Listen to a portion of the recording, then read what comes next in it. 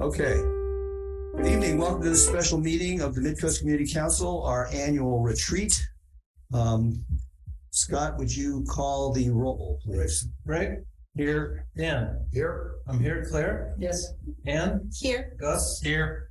And Kimberly, we don't know about yet. Kimberly's trying to get access and is having trouble connecting, and I can understand that given the technology issues I've experienced this week. All right, so looking at the agenda, let me see where it is briefly.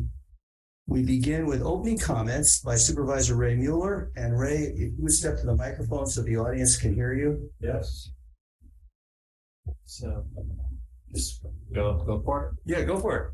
All right. Well, it's a pleasure to be with all of you. I really haven't had a chance to be here since taking office. First, we had all of the storms, and then I had all sorts of meetings. Every night you were meeting, people following up on that and the other issues that happened there. So, taking an overview from the beginning of the year, as you know, we had the storm systems hit. Coming out of that, there are two real big projects here affecting the Midcoast. One is the everything that we had talked about with respect to infrastructure was really highlighted by this winter storm systems. It was we saw that impacted up and down the coast and here in the Midcoast. And so one of the things that I talked about, and I've talked with you, Greg, about, and all of you numerous times, is the CRISP, the Coastal Resilient Infrastructure Strategic Plan, which is to take a programmatic approach to infrastructure along the entire coast, really create a grid where all of the infrastructure projects are put into them, irrespective of district, and then really go ahead and rank them and figure out how much money it's going to, and then understand how much money for each one is and where those funding sources are and where we need to go and get funding sources, and then rank them in order. And the good news is that the bad news is we had the winter storm systems. The good news is that they really crystallized for our county executive staff that what we were talking about was necessary.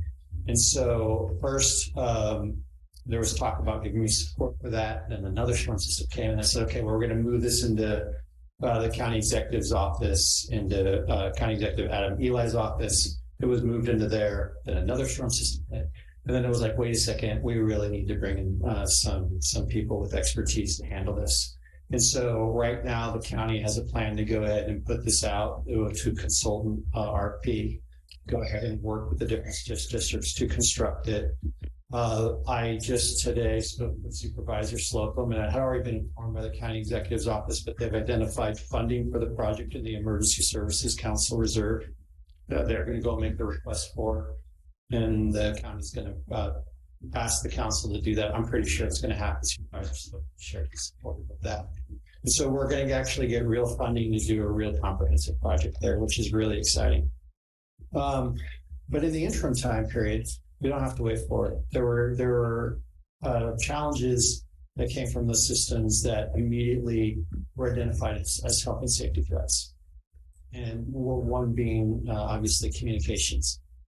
What we discovered through that storm system, and I'll never forget the day that happened, was just how fragile the communications are. We kept having, I personally was on the phone with Cal OES trying to get mobile cell towers located in different areas. And then we had the line cut in La Honda, which wiped out internet to large portions of the coast, not all of the coast.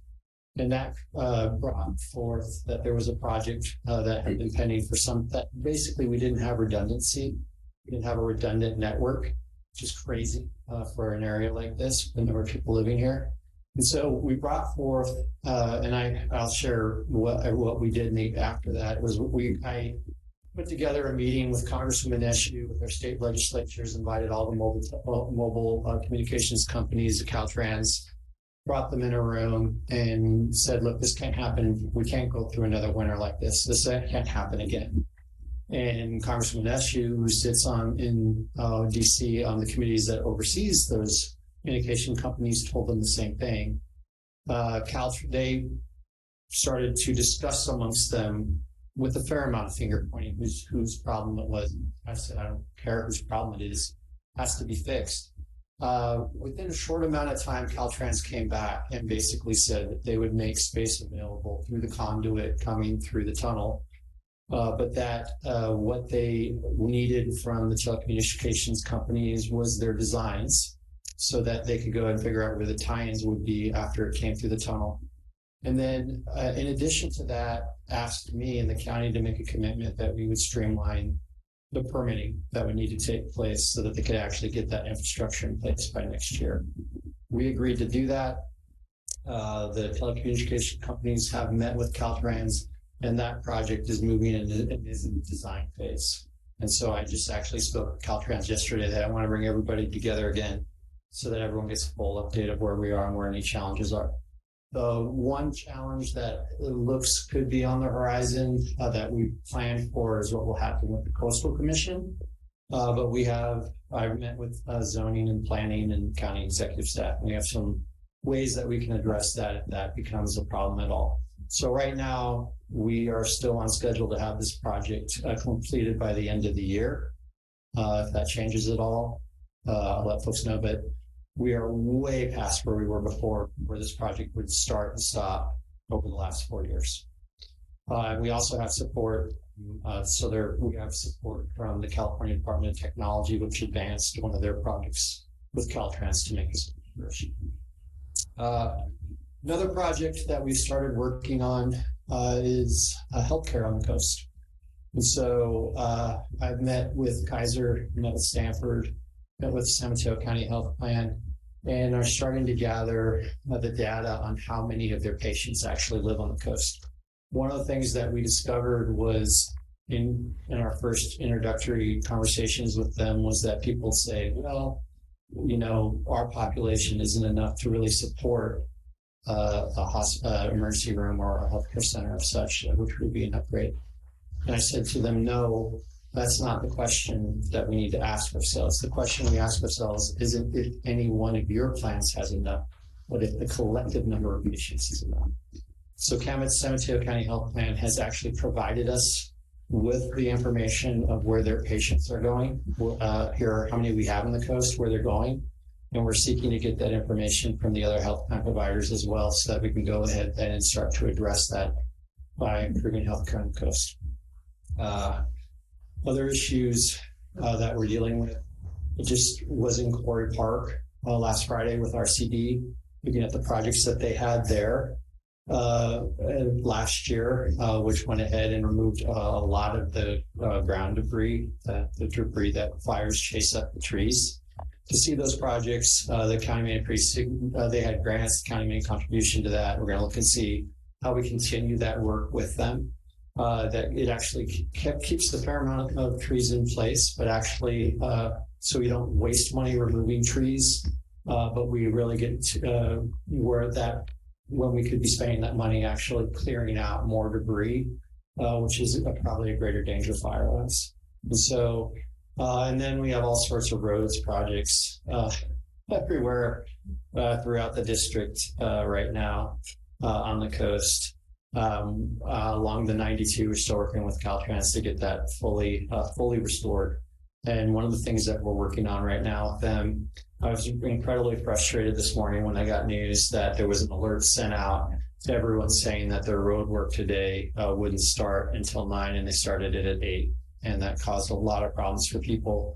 What we're trying to implement and we're working on is a uniform procedure that is followed with notification to the coast every single time there's any work on any of those arteries, so everyone knows how to get that information in the morning. But on the backside of that, it requires an adherence to that policy with Caltrans and Department of Public Works. And this morning, candidly, Caltrans failed. And I was in the emails with them and they copped to it pretty fast. And anyone who sent an email, they sent an apology to. It will be corrected tomorrow. They will not start work until 9 a.m. And so I apologize that happened. It should not have happened that way. There's a whole lot more I could share with you about what happened. One of the things we're trying to address right now with El Granada that County Council working on is the median issue. And the median issue obviously is who owns the trees and the medians. It came up during the came up during the storm system, and I was able to get Department of Public Works to go out there and clear trees that were leaning an immediate hazard for people, rather than have to make them try to figure out how to get a contractor. We were successful in that in a series of occasions. Right now, what I'm always transparent. Right now, what I have county council looking at is whether or not we can just take eminent domain of those medians, and so that the county will just take responsibility for them. So they're going to get back to me on that process, but I think that's fair and equitable. So I really appreciate all the work that you're doing. Our staff, as you can imagine, has been inundated with constituent reach outs trying to help people through this time period. In addition to all of that, we have a whole bunch taking place down on the South Coast with respect to farm worker housing and the shooting that happened down there. So I also have good news to share. I serve on a number. They put me on almost every regional agency. So I'm on Peninsula Clean Energy, Samtrans, Caltrain, Transit Authority, Bay Area Air Quality Management District. I've taken some votes on those things and gotten some projects moving. Of note, one of the votes I had to take was the Bay Area Air Quality Management District vote, which was requiring the phase out of gas appliance, gas heaters and furnaces in about 3 years from now. I actually voted no on that because I said, specifically because of the coast. I said, we don't have capacity nor a reliable infrastructure here to build that. And so I had to take a no vote on that. I actually tried to get an amendment, an exemption, which would have said that a county or jurisdiction can exempt certain areas if they didn't have infrastructure. But they didn't allow me to bring forward that amendment or get that amendment drafted beforehand. So I had to take a no vote. Actually, I took an abstain on that. It was an abstain. I didn't support it, but I abstained it because I've taken no votes on some other things. But and then one of the things that we have coming to the Midcoast, which is really exciting, that Samtrans will be sharing with everyone soon. People should get mailers. Is that we have an on-demand bus coming to the Midcoast for seniors that will go between the harbor all the way down to Ridge. And so for people, Not tomorrow. You gotta go up. Okay. I can't. I mean that's as far as I can get right now. Is it only? Yeah, they tried it before, but it was really to try to. I mean, I think it'll. I'll double check and see if it'll come up and pick up in this area. So, but how far up do you need it to go? Montero. Oh, yeah. I'll check. So they were trying to get it from. They're trying to get it from. I mean, very candidly, it's the other area that it is in East Palo Alto, and they're trying to make it so that people who don't have access to cars otherwise can go ahead and use that to get to work and get to doctor's appointments and things like that. They had this all set up, the Samtrans that was going to be for everybody. Yeah. So apparently said they've scaled it back and not extended it. Well, so it is for everybody. Anybody can use it. So anybody can use it. One of the things I asked specifically was can people use it if they've been enjoying refreshment on the coast? They just want to be able to enjoy the coast and go home and see the coast with their friends on the weekend. Can it be treated? And they said, yeah, absolutely. It can be used that way. So I'll check in and see if it can get all the way up to Montero. I was also able to get a bus route changed for a local school district to get kids so they don't have to cross the highway. But we're working, there's just so many issues we're working on. So with that, I know you guys have a robust work plan that you're putting together. And I'm honored to be invited tonight to do that with you all.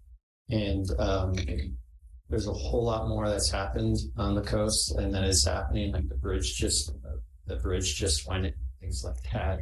I could talk with you, but I'm probably more helpful to answer any questions that you all might have. Well, we can do that certainly right now. But the other thing is we can let him digest whatever he's just going to hear, which is going to be significant, and then comment after you hear everything. Okay. And if candy. and there's water behind it. No, I don't do sugar. All right. And if you want to ask a question, the supervisor first. Yeah, I do. Thank you for your report. Thank you very much. Yeah. So, we talk about the fiber south of the tunnel. Are we talking about a new conduit in the scenic road from south of the tunnel to Montera? And then are we talking about overhead? It's going to be, my understanding is that they're bringing the wire down along the ground, it's conduit, and then they'll go to wherever it is now and tie it in. So it should, Okay, so the Can I say something here? south. Let me finish with yeah, south of the tunnel, south portal to Montera. yeah, That section yeah. will require digging the road and installing a new conduit.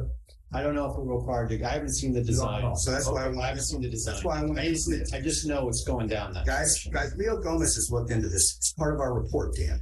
There already is a connection. There already is a connection from AT&T Library. Yes. In the ground, goes right to the maintenance shed, the facility south of the tunnel. I've spoken to the engineers from AT&T who claim that the fiber works there. So they've already got something that goes that far. Question is there a conduit from the south portal to Montera? That's the question. It goes from the maintenance shed to Montera. The question is, does it go from the tunnel to the maintenance shed? So- That's the issue. What I'll tell you is what we have made the commitment to them that whatever it takes to get it from the tunnel to wherever the tie-in points Okay, are, okay, we fine. will make happen. Yeah, I'm just concerned with digging up the road. Yeah. And the effect of the scenic highway. I understand. It's not, so everything, It's a difficult area. yeah, So I'm just concerned, just asking questions. yeah, no, I don't expect that anything will be happening that will well, nothing will happen that will impair the view. So I've been Okay. told everything's going to be on the other side of the road. So there was I didn't check recently, but there was not too far from my house around the corner, there was a median center, there was a tree that was really leaning.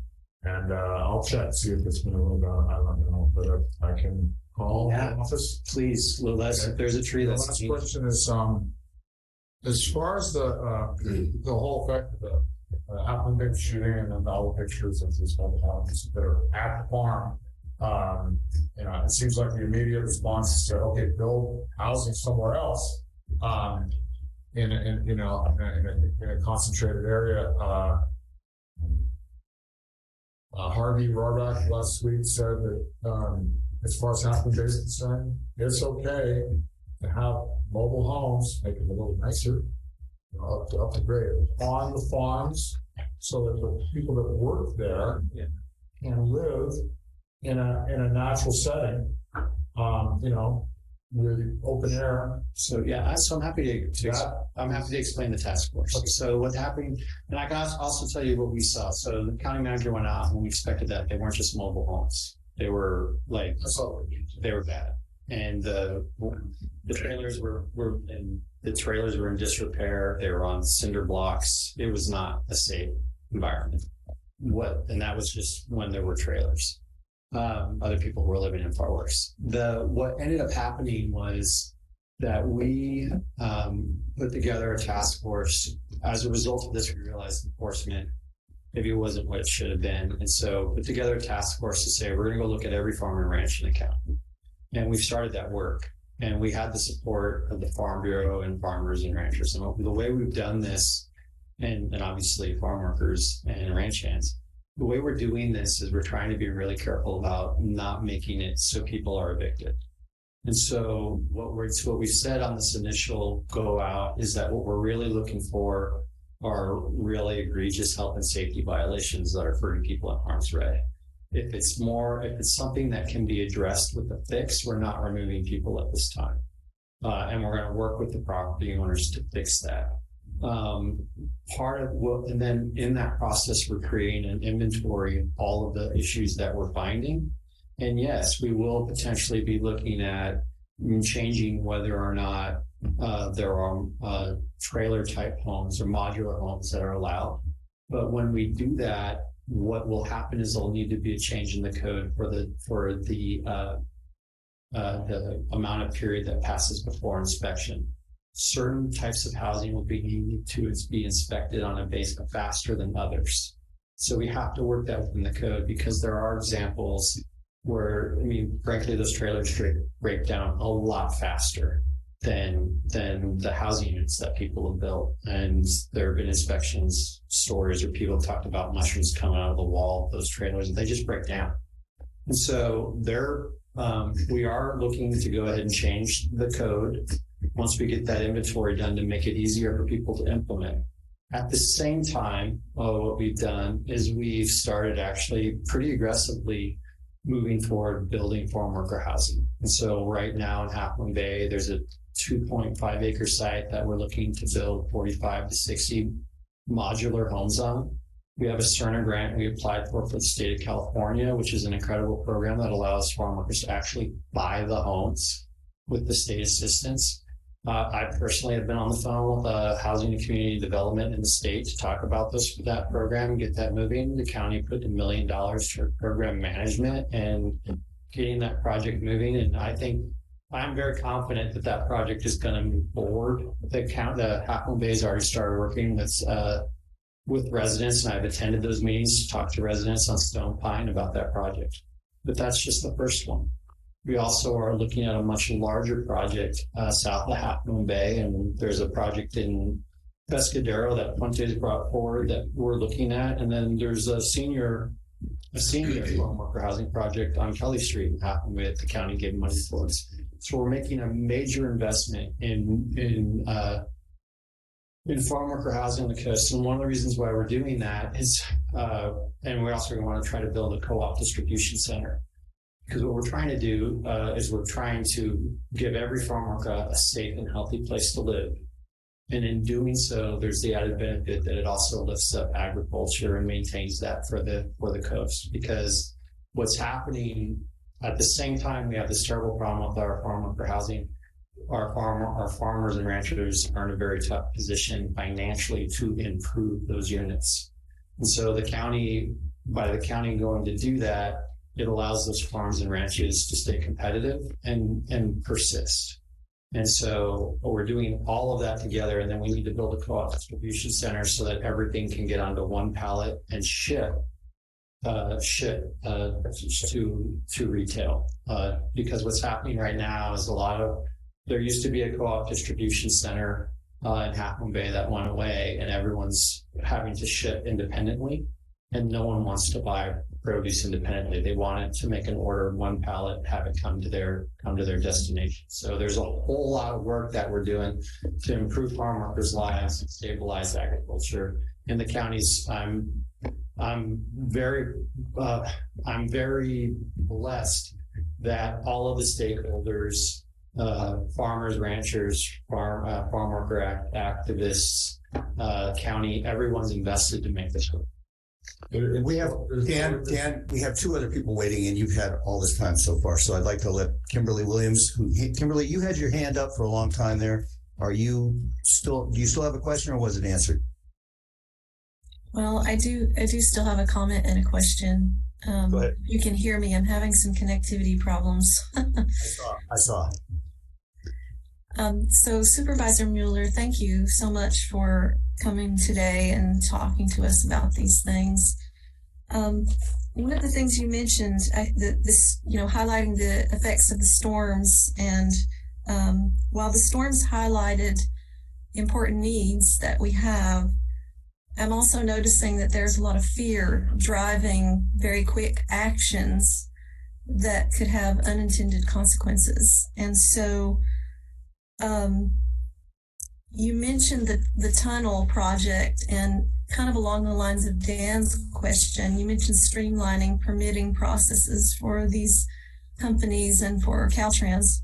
And I guess I wonder, in the process of streamlining these permits, how are you going to guarantee that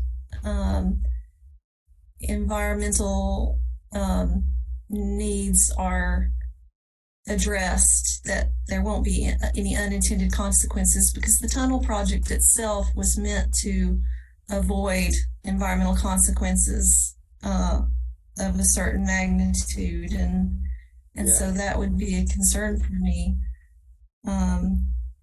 And then my last point is, you mentioned the Coastal Commission, and I'd like for us to be able to look at these things and address them and not use the Coastal Commission as a backstop if we have to. Thank you. Yeah, so the one thing I'd just share with everyone is that the head of planning in San Mateo County is a gentleman named Steve Monowitz, who actually came from the Coastal Commission. He has a very strong understanding of its policies and regulations. And anything that we do, even if we streamline permits, eventually has to be approved by the Coastal Commission. So we're certainly not going to do anything that we think is going to be out of line with those regulations. So I really want to make clear to everyone that we actually aren't acting in fear. We're just acting in a manner which is with trying to be without needless delay. And so we're not going to put something in that the Coastal Commission is going to then look at later and say you have to tear it out. Like that's not something that I'm both Mr. Monowitz and Ann, our head of public works, and frankly Caltrans have a very long record of working with the Coastal Commission. They're not going to create a design in that corridor that people are going to have, or the Coastal Commission is going to have immense problems with.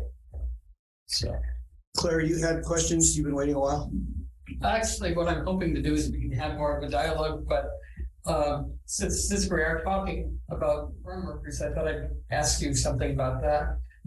Do we know how many farm workers actually live on the coast? there are different numbers. That's what I thought. Yeah, there are different numbers depending on who you ask. It's changed throughout the year. And it changed throughout the year, but the idea that we have migrating farm workers really isn't the case anymore. But we have a lot of farm workers that live here year round, and so but the other thing that when you're looking at this issue that we really are trying to do too is we're trying to create farm worker housing that remains farm worker housing. And so like the Cerner project makes it so those homes remain with farm workers, because every time someone buys it, sells it, they transfer it to another farm worker. And the same is true with the other projects that we're looking at, the senior farm worker housing projects for senior farm workers. The larger projects that we're looking at are specifically for farm workers. And so, and right now, I mean, I can tell you after the shooting, we had those. So between 14 and 20 families, it was incredibly difficult to find housing for them. So, but we were able to do so. So what we're building, this 45 to 60 are going to give us capacity to go out. Right now, when we're doing the inspections, we're sending out 43 notices at a time. And then we're pacing it based on what we see out there, because we don't want to walk into a site and say, okay, everyone's evicted. We want to have places to move people to. My concern is actually perhaps on the other side of the coin, because I can see the shooting, I can see the need to shore up agricultural industry, I can see maybe funding sources or political pressure groups all being used to say, let's do farm worker housing. But that's not all we need here. We need places for people who aren't farm workers. And I'm afraid that things are getting a little too lopsided. There's a lot of people that need help in various ways, including housing on the coast, who are perhaps, they've started talking about Cypress Point as being for farm workers. That was never for farm workers. That was supposed to be for people, hopefully, that work at the coast who lived here and needed help. Cypress Point only has 12 of the homes there that are designated for farm workers. The rest are not. And it was never going to be farm workers. I didn't change that, and no one changed that. It was designated that. It actually was designated that way in the Mid-Penn application. No one. I actually was surprised when they told me that, because candidly, it's not a great location for farm workers. It's pretty far from where the farms are. So I was surprised when I saw that, but I think, but it was already included in that. That was not something that's not a change that took place while I was at the county at all. One of the sites that we are looking at for a farm worker housing project that would have a significant number of units actually has another phase, which would be for affordable housing for everyone. So we are looking at that as well, at that location. Do we have any other questions for the supervisor right now? Did anyone want to ask me about the immigration vote that recently happened? No, Okay. I'm happy to answer any questions about it. I'm very transparent. I think people here pretty much understood what was going on. Okay. Very supportive. Okay. I appreciate it. People have questions. I'm happy to I was answer. going to say, you know where I come from. Yeah. I made that clear. Yeah. Thank And- you. Okay, so what I'm going to suggest then, thank you, Supervisor, is that we roll into a slideshow where I have contributions from council members and residents. So we're still gonna have 5 minutes each, council For members? sure. Okay. But I thought we should do the slideshow first. Thank you for your questions. They were all really good questions. I really appreciate it. So, But I think we will give you another opportunity to speak after you hear what we have to say. You might have comments there too. what if we didn't produce slides and we're relying on our 5 minutes to make our points? You can do that too. You still get your 5 minutes. You can have But after you do the you slides, got my 4. I'm gonna be done in 1 minute. go ahead, I'm sorry. How long to you? Yeah, I'm not trying to exclude anybody, but I just thought it was a fun way to try and gather input from members of our community in these slides. And I wish I could share it better than that. Sorry, I Are there? think 27.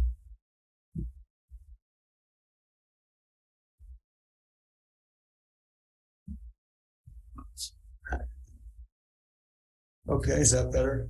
See if it works. All right, so one thing I just want to propose some guidelines. This is up for discussion.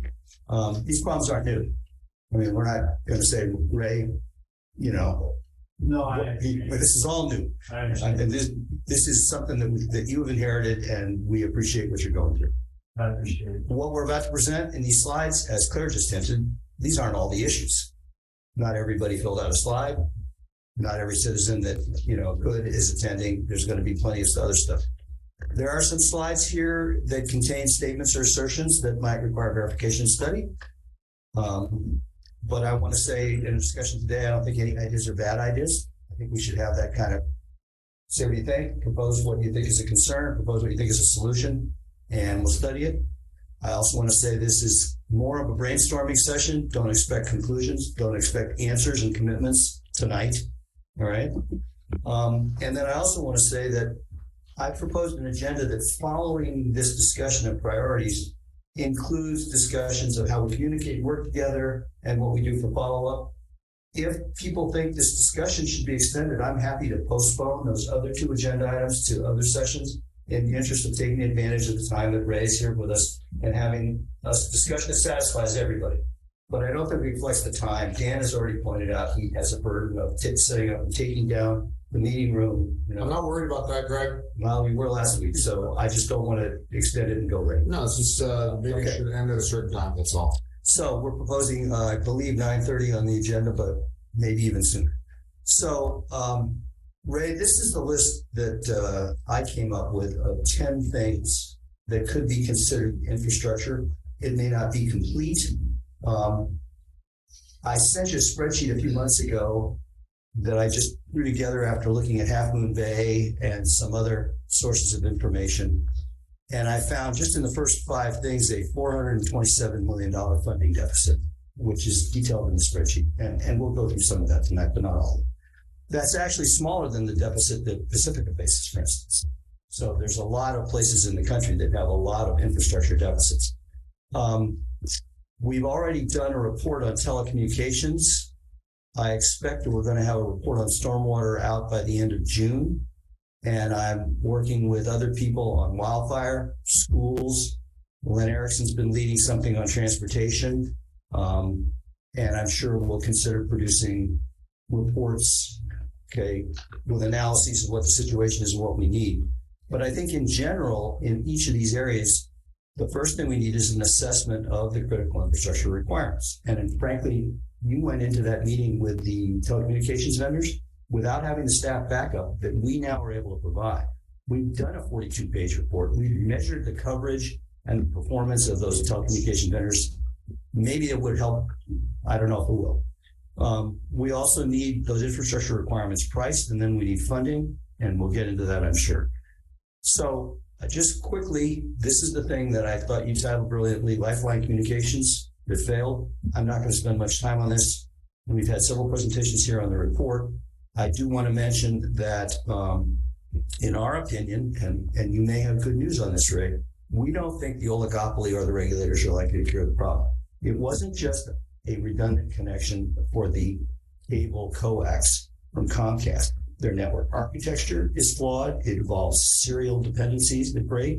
The battery backup at several places, both cellular and internet, was either non-existent or flawed.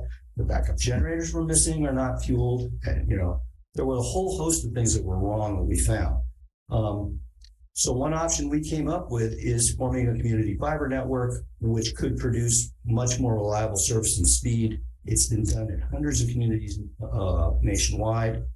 And I'm in the process, I just got the letter from Sam today, of getting local agencies to agree with our report and support the idea that we need to pursue this. I presented to Half Moon Bay what we did. They've agreed to explore with us the idea. I got an email back from Matt Chittister, is that how I pronounce it? And the council was supportive. So we would like to pursue the idea of a community fiber network. There's a whole study on this, but we're going to need funding for a feasibility study, okay, to get that off the ground. And we'll talk about how much that is. I've got a proposal. I just got it today. But obviously, Half Moon Bay has to weigh in.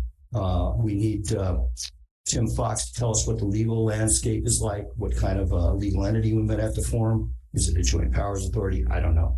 But I think there are things we can do there that will make big improvement. And I don't think in the long run, it's going to be a financial burden if the history of these collaborative fiber networks is any guide, they'll be paying for themselves by year 3.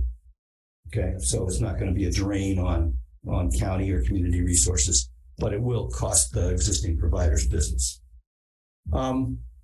Leo gave me this slide, and I just thought it was a little bit too much for you to all read, but I thought I would honor him by showing that he gave me this slide. But what it says is on the slide I just showed you, okay? And it's also in the packet if you care to review it in detail.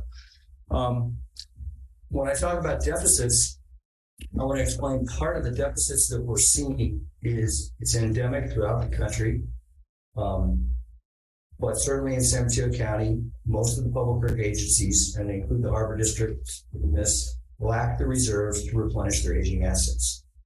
And I came up with a way, in cooperation with the Rates and Charges Subcommittee of the American Water Works Association, of estimating these things with published financial statement data quickly. Of course, more detailed analyses can be done, as I did for Sam and Montera a few years back, by looking at every asset in the inventory. But just on a summary basis, you can come up with numbers.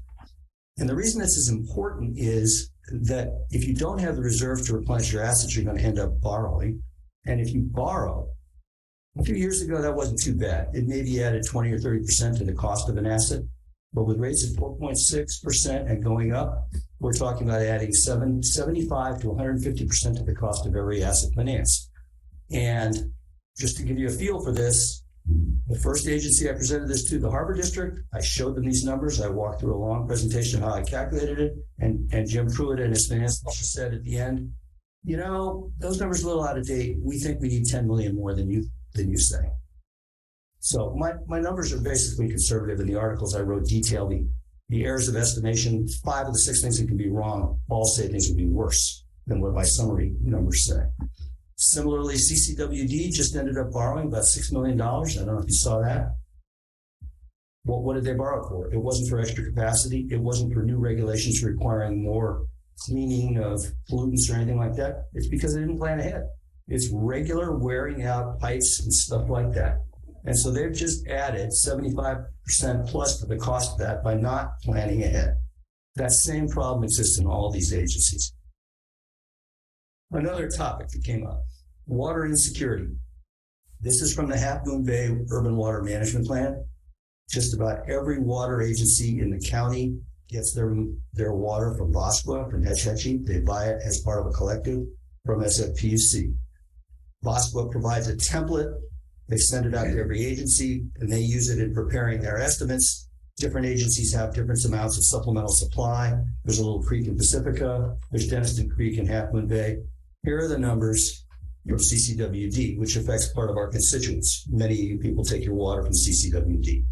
Bottom line is a 59% shortfall. okay, in the third or fourth year of a drought. Now, I don't know how the rest of you are, but I'm already not flushing my toilets, not watering my lawn, and not washing my car. Every percent we add of growth to the population is another percent less we're going to have for our own water supply.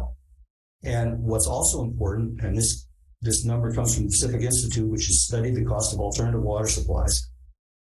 The things you can do to recycle, capture stormwater, desalinate costs 5 times, 7 times, or 10 times what you're currently paying for HHE water. So every person we add into this is potentially driving up the cost of water by that much. And Senator Becker held a couple of sessions on this, and he had the guy from Valley Water out, and the guy said, it used to be I could get water at 10 times, but now I can't get water at all. Now, the rains this year might have solved the problem for this year, but I think we do have a long-term issue here. We're either not going to have enough water or it's going to cost way too much if we keep growing. So growth is okay, but it's got to bring its own water, and it's got to pay for itself. We had a presentation last week on stormwater. There's going to be another 40-something page report on stormwater. I know the people on 2nd Street are already in touch with you too. I bet Burnett Silviera from El Granada, who's done a lot of work, has been in touch with you. There are pieces of the report we're going to assemble. Okay, their issues will be in there as well. But this is presented by the City and County Association of Governments, Reed Bogert. And he showed that based on this survey that he did, which is out of date, there was $500 million in storm drain master plan costs and only $3 million a year for funding. Now, I don't know what the updated numbers are, but we're going to suggest this needs to be studied for the Midcoast in particular. I can't find a storm drain master plan for the Midcoast. I have no idea how it's funded, where the money's kept, whether they're raising the right amount of money, how they're spending it, okay, and what the assessment of the needs is. And there are also questions that have been raised with climate change about the science, and you can see the failure of the storm drain systems all over, right? So it's self-evident. So that's just another issue that came up. This came from Graham Wood about wildfire in Quarry Park. There's some unfinished business. What Graham is showing on the red line is the very high fire danger zone, which abuts a bunch of homes on El Granada Boulevard. There's a group of eucalyptus trees that have been titled the Swamp, and they have not been cleared, even though they're immediately adjacent to dwellings. There has been a fair amount of work done in Quarry Park, but we can't find any follow-up on the simulation study that was done by the Resource Conservation District. The study was incomplete. It didn't include simulating the damage to residences and only talked about the wildfire and the trees. And there were no cost numbers produced about what's the potential damage, what does it cost to do X and Y. It was just a prioritized list of areas. And so this is some of the text that Graham sent me. He's questioning whether we're really prioritizing lives and properties as we claimed we were. And he says that the work on El Granada Boulevard is incomplete and there isn't any visible plan of progress. So there's another issue. This is from Keith Mangold. He questions, and he's got a bunch of studies behind this to back him up, whether we have actually solved the problem of the canopy fires. Now, Ray, what you were talking about in clearing the vegetation, climbing up from the brush, certainly that's a help. That's many fires. But the fires that wiped out Oakland Hills and Paradise, and what were those places in Marin County? I can't remember the names of them. Carr Fire and the other one. Those are caused by wind-blown embers getting into the trees. Eucalyptus trees are the most flammable you can have, and the winds blow from the direction of the northeast only in the driest months of the year. And that's when the Oakland Hills fire happened, and that's what we're worried about here. So Keith questions whether we have done enough. And there's a lot of work that will go into a report on this issue, but the risk is still significant. I bring up the issue of lighting. This is something that Dan and others have brought up at previous meetings. Who helped me write this? Deb Lardy also weighed in on this. Overly bright, unshielded glaring lights. The fire station is a particularly egregious example in El Granada. Some houses, I've had neighbors come to me and say, look, this guy's got this light down the road. It's keeping me up at night. What can I do? So there's a thing called, Dan, what is it? Dark skies? The International Dark Sky Association. Right. So we don't seem to be following it. Okay. And people kind of do what they want and there's no enforcement. Okay. And this, when I say do what they want, I include the fire district in it. And that's what's real quick. When it's your neighbor shining bright light into your house. See, this is a failure of planning and the whole situation, because the last thing anybody wants is to have, conflicts between neighbors and neighbors. A lot of people they just don't even know. They go to the Ace Hardware store and, they buy the cheapest fixture on the shelf in their budget, whatever, put it up, and they think it's fine, but they don't realize the consequences. So this is something that I think the county should be part of, educating the community. So to your point, I had written Steve Monowitz on September 22nd last year with a half dozen questions about accountability enforcement. I never got an answer. And in December, I showed it to Don, the email, Don Morsley. And I said, Don, who handles this stuff at the county? And I won't quote him directly, but he was disappointed to have to tell me that nobody does. And he was particularly aggrieved by this, even though he's leaving office, because he felt it shouldn't be the supervisor's job to be the bad cop on his constituents. He felt that the county departments should do their job, and then he could be referee between, county trying to do enforcement, somebody with a valid exception. Okay. And that was the situation he felt had never been handled properly while he was a supervisor. Steve Terry submitted this, which says the same kind of thing, more broadly, lack of code enforcement by the building department. And Steve has a very detailed background in this. He helped form some of the COSI design review committees that, are around here. And so he's made some specific recommendations. I don't know if we want to discuss them in detail because it's heavily technical, but Steve is prepared to justify and explain in great detail what's not being done. But to Dan's point, it cost me a jar of jam a year to get the neighbor behind me to turn off the Nest, what is it called? Nest light that she has come on, the motion detecting light that blares right into our bedroom at 10:30 at night so that we can get to sleep. Yeah, that's how raccoon was a part. Right, exactly. So, so for a jar of plum jam every year, I stay in good terms with her, and get her to turn it off. But I understand why there are other people who maybe 3 houses away, don't have that much jam. I got this from the Cabrillo School District, Seth and Sophia Lane, Seth McFederich, who you've all met. They wanted me to point out that the funding for Cabrillo Unified Schools is lagging behind other county districts. This will be another report, which you will see in the coming months. I would just point out that it's always amazed me why we always do bond issues for the school districts, especially now that 75 to 150% of the money raised is going to go to the lenders.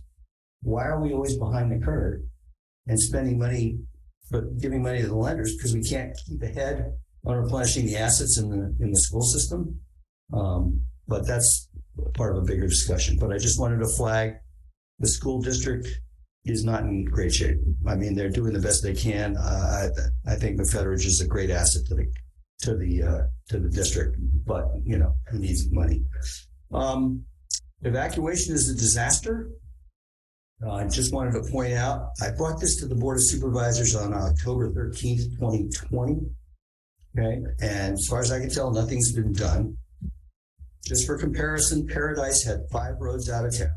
You remember what happened to Paradise with the windblown Diablo fire? We have 1 2-lane road. The power and telecommunications here routinely fail under stress, as we know. The county has this thing called Zone Haven, which is a web-based service that requires electricity used. A lot of people aren't going to have electricity, as you found out trying to talk to me when I was down at Half Moon Bay Library the days after the storm. And then what bothers me a lot is that the roads, especially in the dry fall seasons when the weather is good out here, are going to be clogged with visitors who don't have the first understanding of what our disaster protocols are. They won't have zone haven. They won't know what it is. And we don't seem to have a plan to address this. And yet the county keeps permitting more and more population out. So I'm concerned we're writing a case study for how not to solve the Oakland Hills problem right in our backyard because we can't get out. And you brought this to my attention. Harold Herman, God rest his soul, also had shown us some of the liquefaction problems on the coast side. Okay. Do you want to speak to this? Yes, I do. So this map just came out September 23rd, 2021. So it's new. It was not available when Cypress Point and Connect the Coast side were approved. The green on the map represents parcels that are in an earthquake fault zone and liquefaction zone. And I don't know if we can zoom in, but what I'm very concerned about is 16th Street. That is adjacent to the Cypress Point proposed property. And the Mid-Penn had designated that road perhaps for evacuation if necessary. They were even talking about maybe a roundabout at this location. Being in a liquefaction zone, that can't happen. So I'm very concerned about a threat that this would cause to public safety. The firehouse is only 1 block away from this zone, and fire trucks need to exit the neighborhood unimpeded. 16th Street cannot be used safely by the fire company or any current or proposed residents of Cypress Point. To the other slide that was just shown, that means you can't evacuate in that manner. That cuts that out of the evacuation process and potentially gets people trapped in the neighborhood trying to evacuate. The proposed roundabout can't be built. I mentioned that. The multimodal trail would not be safe to build across 16th parallel to Highway 1 is currently planned. That was all supposed to be a safe way for children to walk to school. That can't work. Infrastructure that currently exists, such as sewer and water pipes, may be at risk and will need to be addressed as they pose significant risk to ocean contamination and multi-million fines that citizens of Moss Beach and Montera have to pay for now. That happened to us. And we also need to question our residents at risk who are currently hooked up. That's not even the potential for new hookups. Planned infrastructure dislocation may need considerable changes or not be possible at all with this information. And finally, I wanted to let people know that buses cannot drive down Carlos Street from Highway 1 due to the road divots, and they did have a bus get stuck and have to be towed out of that location. So even just getting certain trucks and certain vehicles in may be impossible. So I think that this needs to be addressed and looked at before building Cypress Point, because it does really become a safety factor for everyone around there. I'm not prepared to speak to that in detail, but I will say that the stormwater report has already flagged Carlos Street as a flooding issue. It already is. So that will be part of the stormwater report. But Ann is going further and suggesting we need to study the Cypress Point situation in more detail. Let me see if I can get to the next slide. I stole this from the presentation Lisa Ketchum gave us a few weeks ago, and it was another 30 or 40 slides, so this doesn't begin to do justice to the issue. But she went step by step through how armoring is ruining our beaches. And the part that you can see here is the top photograph about the way things used to be, where you could walk along the sandy beach. And now below, the beach is eroded away, and the riprap that was allowed to be placed in front of some houses to protect them provides a barrier for moving laterally along the beaches. And if I remember my presentation correctly, also accelerates erosion on nearby properties. There were some other photos she had that showed essentially, because the riprap houses were protected, they were digging divots out of the cliffs around and scouring out the coast. So I can't say more in detail about this, but it's an issue that I think you're going to hear more about the coast. And then Scott, you and I both wrote slides, but we'll cover yours first. Okay. Go ahead. Basically, all this slide says is I'm interested in where our tax money goes in the Midcoast, how much of it goes out, and then how much of it comes back in services and infrastructure and things like that. And I would like to look at it on a per capita basis, by people, by population, and not by some geographic expanse. And I just, as you mentioned earlier, there's deficits and planning for infrastructure. And I think if we had a better idea of what funds we've already sent out, it'd be great to know what we could get back to solve some problems you have with like unfunded things.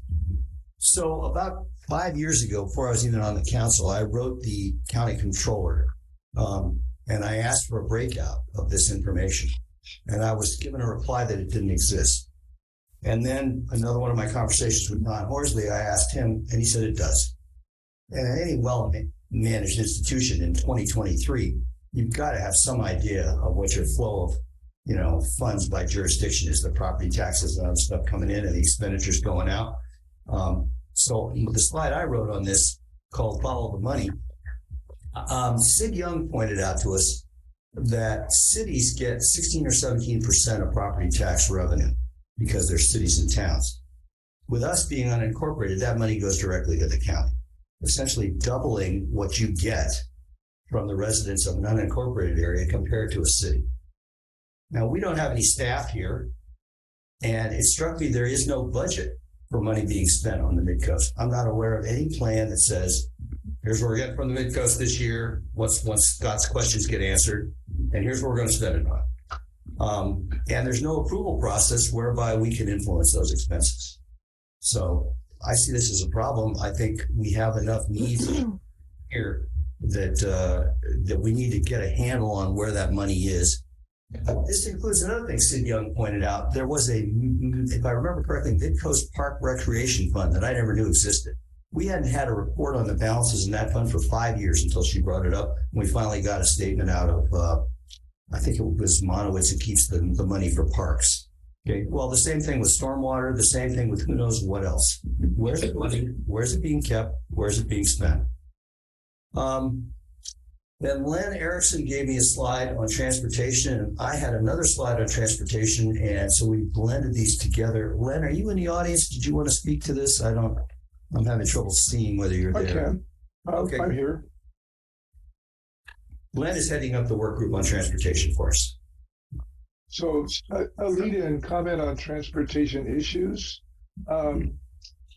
Really, there are a large number of transportation issues throughout the Midcoast, but I'm focusing here particularly on 3 projects that are currently funded that involve Highway 1, and then 2 areas where activity is needed or coming forward to make us aware of that. The focus is Surfers Beach because it's an area that has Highway 1 quite close to the beach and a high degree of vulnerability. That's been covered in the in the slide just Greg is showing now. That's just basically the asset vulnerability, and there's a good discussion of it there. If you go back to the other slide, Greg. I'm going to try. Good luck. Okay.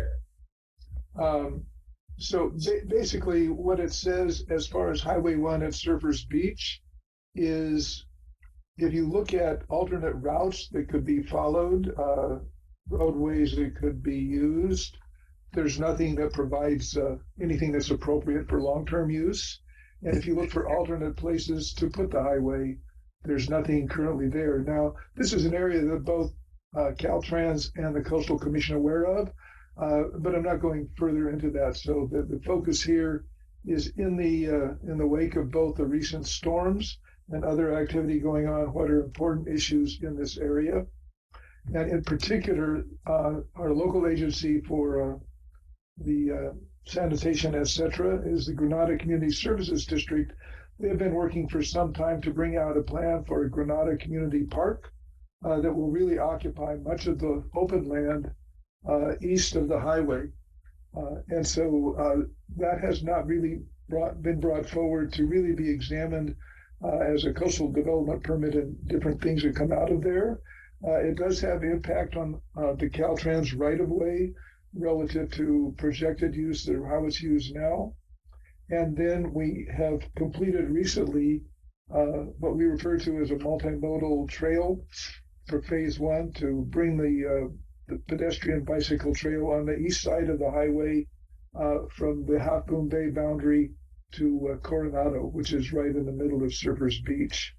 So at this point, it could play an important role going forward in this area, but there's been no work yet to even develop a formal design on that. And that's basically an activity that the previous supervisor, Don Horsley, really took under his wing because it doesn't have a clear ownership within the county framework. So it's something we would look to you, Ray, to provide leadership there.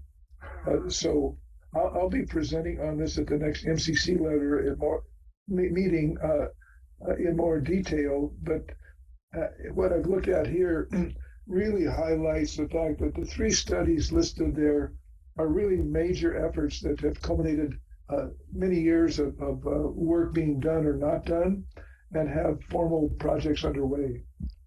So that's the status. If you look at beyond that, either relocating the bridge, the highway, there's a major effort, I think, beyond the scope of what I'm looking to bring out here. And if you go out beyond the basic surf, there's the issue of really working with the sand flow and replenishing or changing that. You're probably aware of that. And that's also being handled as a multi-agency effort and has a lot of complexities. It may have impact here, but it's nothing that's having us look at right now within the context of what MCC is doing here.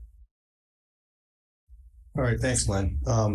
So Len has just cited on this slide a study that was done by the county, and basically what it's saying is there's not much they can do about this stretch of the road.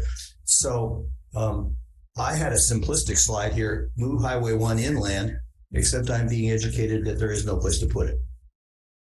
So I'm open to further ideas on this.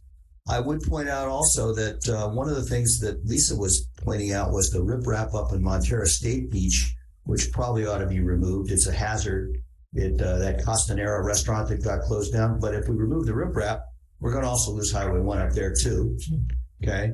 Medio Creek, we just agreed to put in that new bridge for $1.2 million that we lobbied for here at the MCC a few years back. It cost $4.3 million, and between the time we approved it and it got built, even more erosion and more is coming.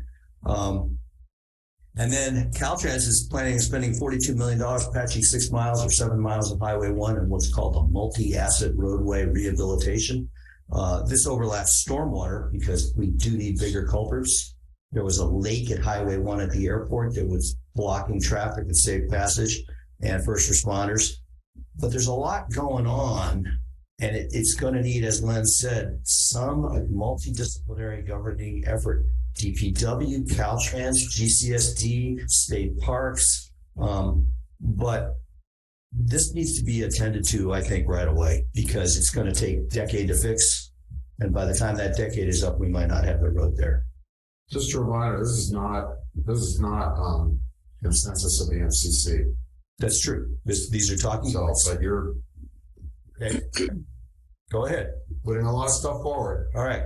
So some stuff we didn't cover, some stuff we did not cover today was that lawsuit between Half Moon Bay and Sam. It's a problem. I won't put you on the spot to ask you to comment on it, Ray. But Half Moon Bay is holding up the budget for the sewer authority. We're going to run out of landfill and dump space at Ox Mountain. There's some blocked walkways in El Granada. DPW said if you want to form an assessment district and build sidewalks throughout El Granada, then go ahead.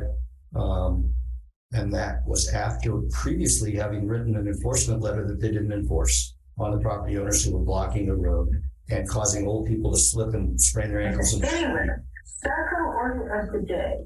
But I can't tell who that is. Yeah. There's dangerous and unsigned school intersections in Montera. DPW responded to our request. and spent more money doing a study than putting up the signs that were needed to control the school traffic. And they said they're going to have to do a traffic study throughout all Montera, which may be merited. And certainly there's problems on Sunshine Valley Parkway. There's a locked gate atop El Granada Boulevard blocking wildfire escape. San Francisco Public Utilities Commission chopped the top off Montera Mountain. We asked them to put it back. We don't know where that stands. Airport noise and lead pollution may have been substantially solved. The leaded gas is going away. The airport people have spoken with us. They've tried to work with the flight schools to reduce the traffic. I'm not saying this is totally resolved, but I've heard a lot less complaints about it.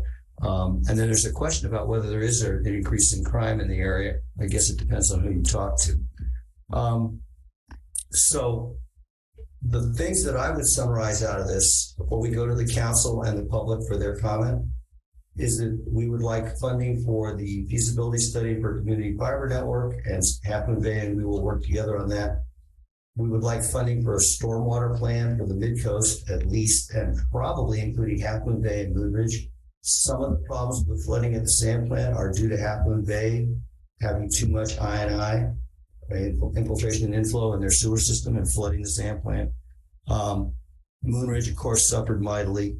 And then we need to look at why we keep adding people here when we don't have evacuation routes, water supply, and so forth, and why we don't have enforceable conditions on things. And then finally, we could use some staff support for these Midcoast priorities because we're not paid people. We're just trying to represent the community. And this is a lot for Mike or any one person to handle. Okay, so that's the end of the slides. And I'm going to stop sharing. And I'm going to try and find you. Ray, you stood up. Did you want to say something or do you want me to just keep going? No, I heard my name. Nobody was back. Certainly, when I don't have to stand. Okay, go for it. That's a good thing to do. All right. So first, let me ask, do we have any public comment from the audience here? I don't see any hands raised. I would like. We'll go to the council after we hear public comments. What's your request? Request is that, you've delivered so much right there. Can we have Ray, if he's willing, to respond to some of this and start off with a fresh, clean slate? Because this process is diluting some of our concerns. It's so heavy and so deep. Well, those are the issues that we're aware of, and Ray, I don't expect you to have answers. You haven't seen this material, so I don't know what's fair to ask you. Well, he doesn't have to respond, but No, I don't think so.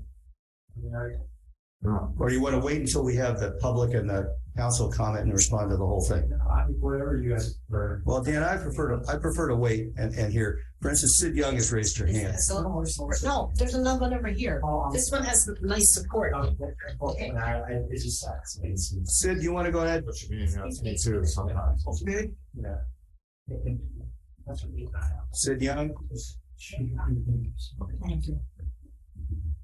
Well, maybe she didn't want to. No, I couldn't get my thing unmuted. I was in my car when I first was joining the meeting, but I finally got home.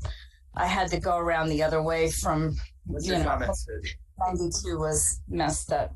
One of the couple things that you mentioned, like the Midcoast Parks mitigation fee, it's collected on new development and also on remodels, and it's held in a interest-bearing trust fund account in the county.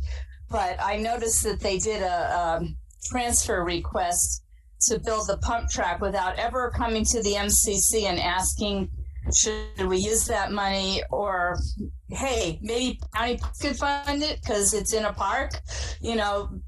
I feel that Nicholas should not just be allowed to take that money whenever he feels like it. He should come first to the MCC and see what the needs of the community are, because initially when that fund was set up in 2002 or 3, it was because we had no community center and there were very few parks on the coast. And, county parks is making parks for the whole county. It's not just for little, Midcoast residents. So we don't get any say over even the smallest improvements. And that's one thing. Another request of mine, somebody mentioned crime on the coast. I really feel like we get a lot of people coming here from out of the area, and some of them are here to do nefarious things like, steal catalytic converters or break into cars when they're parked at the beach and stuff like that. I think we could ask the county to install license plate readers, at least at the tunnel. I don't know if Half Moon Bay would be opposed to putting them over, on 92, but that way, at least some things would be a little bit easier to figure out who's coming and going when they're not from around here. And it might help deter crime. I've been keeping an eye on the news, and a lot of other municipalities on the peninsula have them. And the more the criminals know we don't, the more targeted we'll be. So that's just my suggestion. I don't know who to go to for that, but maybe Ray could help us out. I very much am worried about county parks and stormwater runoff. It doesn't really affect me. There is some runoff from Seal Cove that falls directly into the area of biological significance, which is the Fitzgerald Marine Reserve. But I'm concerned that Mid-Penn wants to pour their excess runoff down into Montera Creek, which runs straight out to the Marine Reserve at the lighthouse. And I'm also on the side of all the people near Quarry Park that year after year after year, they have to pile up sandbags. And it was in all the community meetings that was brought up before they approved that Quarry Park master plan, and yet Nicholas just brushed it off and nobody dealt with it. So that's very sad. But just recently, there's a bunch of neighbors that are near where the county parks, I think it's Wonderlick, they clear cut some of the fuel management, and it eroded the road and washed out Highway 84. At least that's what the neighbors are saying, that it was just excess stormwater coming down the hill from where they did the clear cutting. And I think they're just about to start clear cutting up there on the fire road in Quarry Park that just got approved. So that'll just create more stormwater in the rainy season. And then the only other thing that I really want to bring up, besides emergency evacuation, which I hear you covered while I was in the car, are the shoulders on Highway 1 are still full littered with storm debris since January. And I really wish somebody could get Caltrans to clear that up, because there's that new traffic rule about 3 feet on bicyclists, and poor cyclists have nowhere to go on Highway 1. There's hardly a 3-foot shoulder, let alone room for us to go around them. So that's it. All right. And Sid's point about pre-approving expenses was on one of those slides I mentioned. Oh, was it? That's probably when I was. Get the chance to say, oh, it's okay to spend this money here. Thanks, Sid. And by coincidence, one of the sandbag people, Burnett Silviera, is here from El Granada. Burnett? Yes, I am.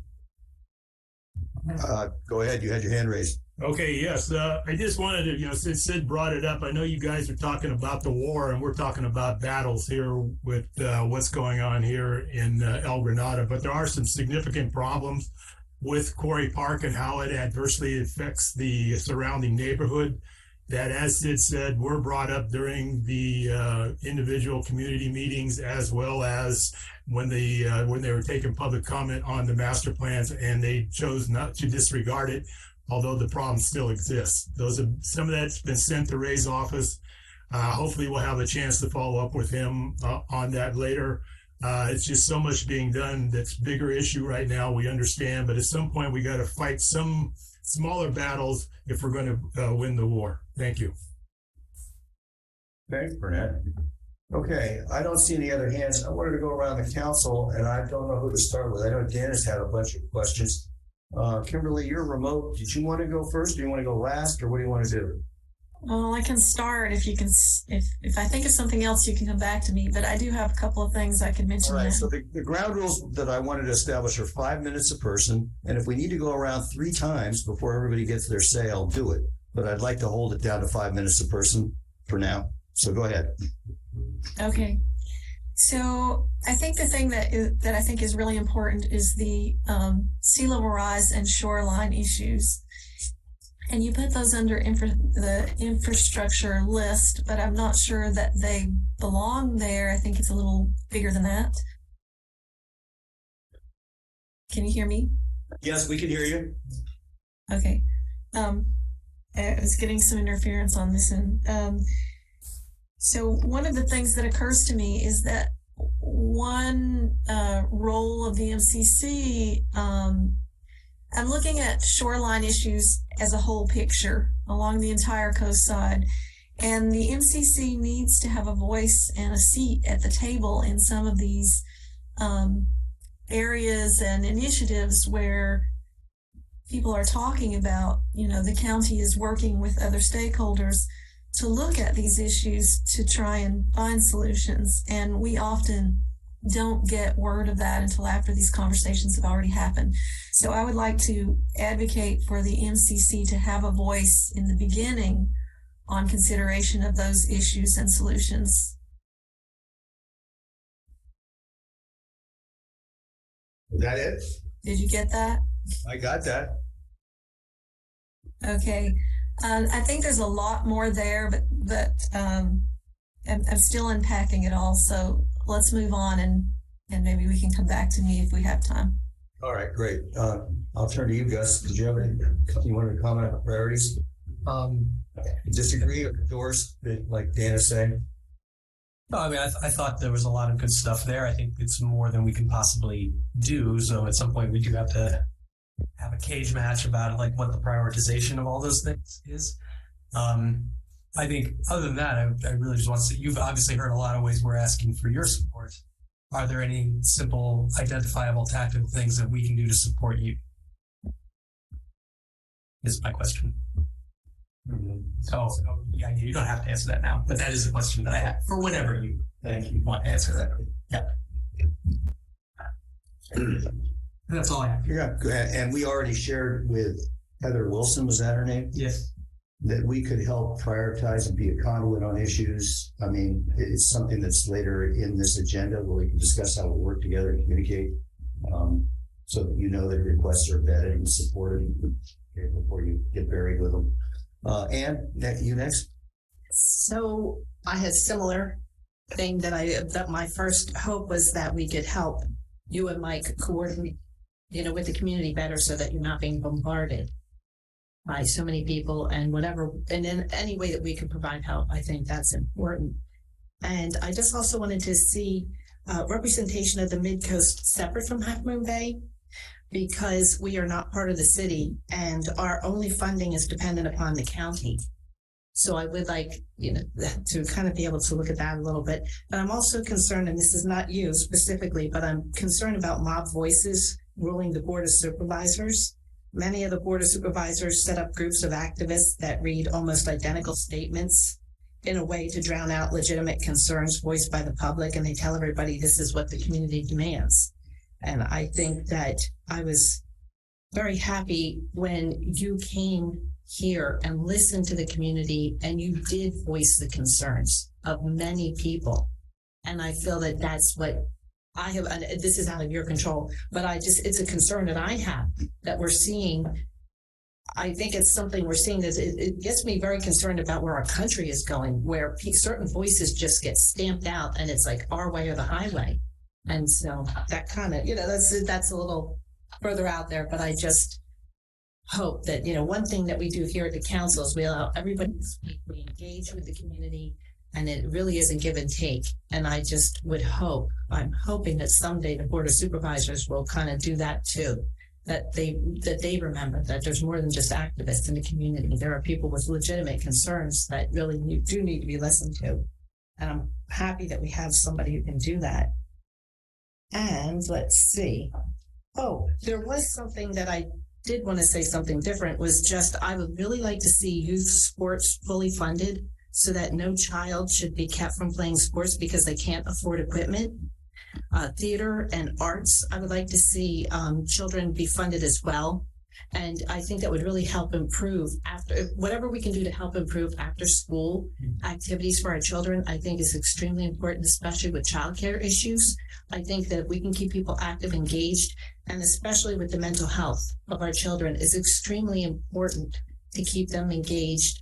And I really feel that a lot of these programs can keep them off of the internet and, working with one another. And I just feel that that's something that I hope, would be a priority for the Midcoast, is that we can do more for our children. And that's it. Claire?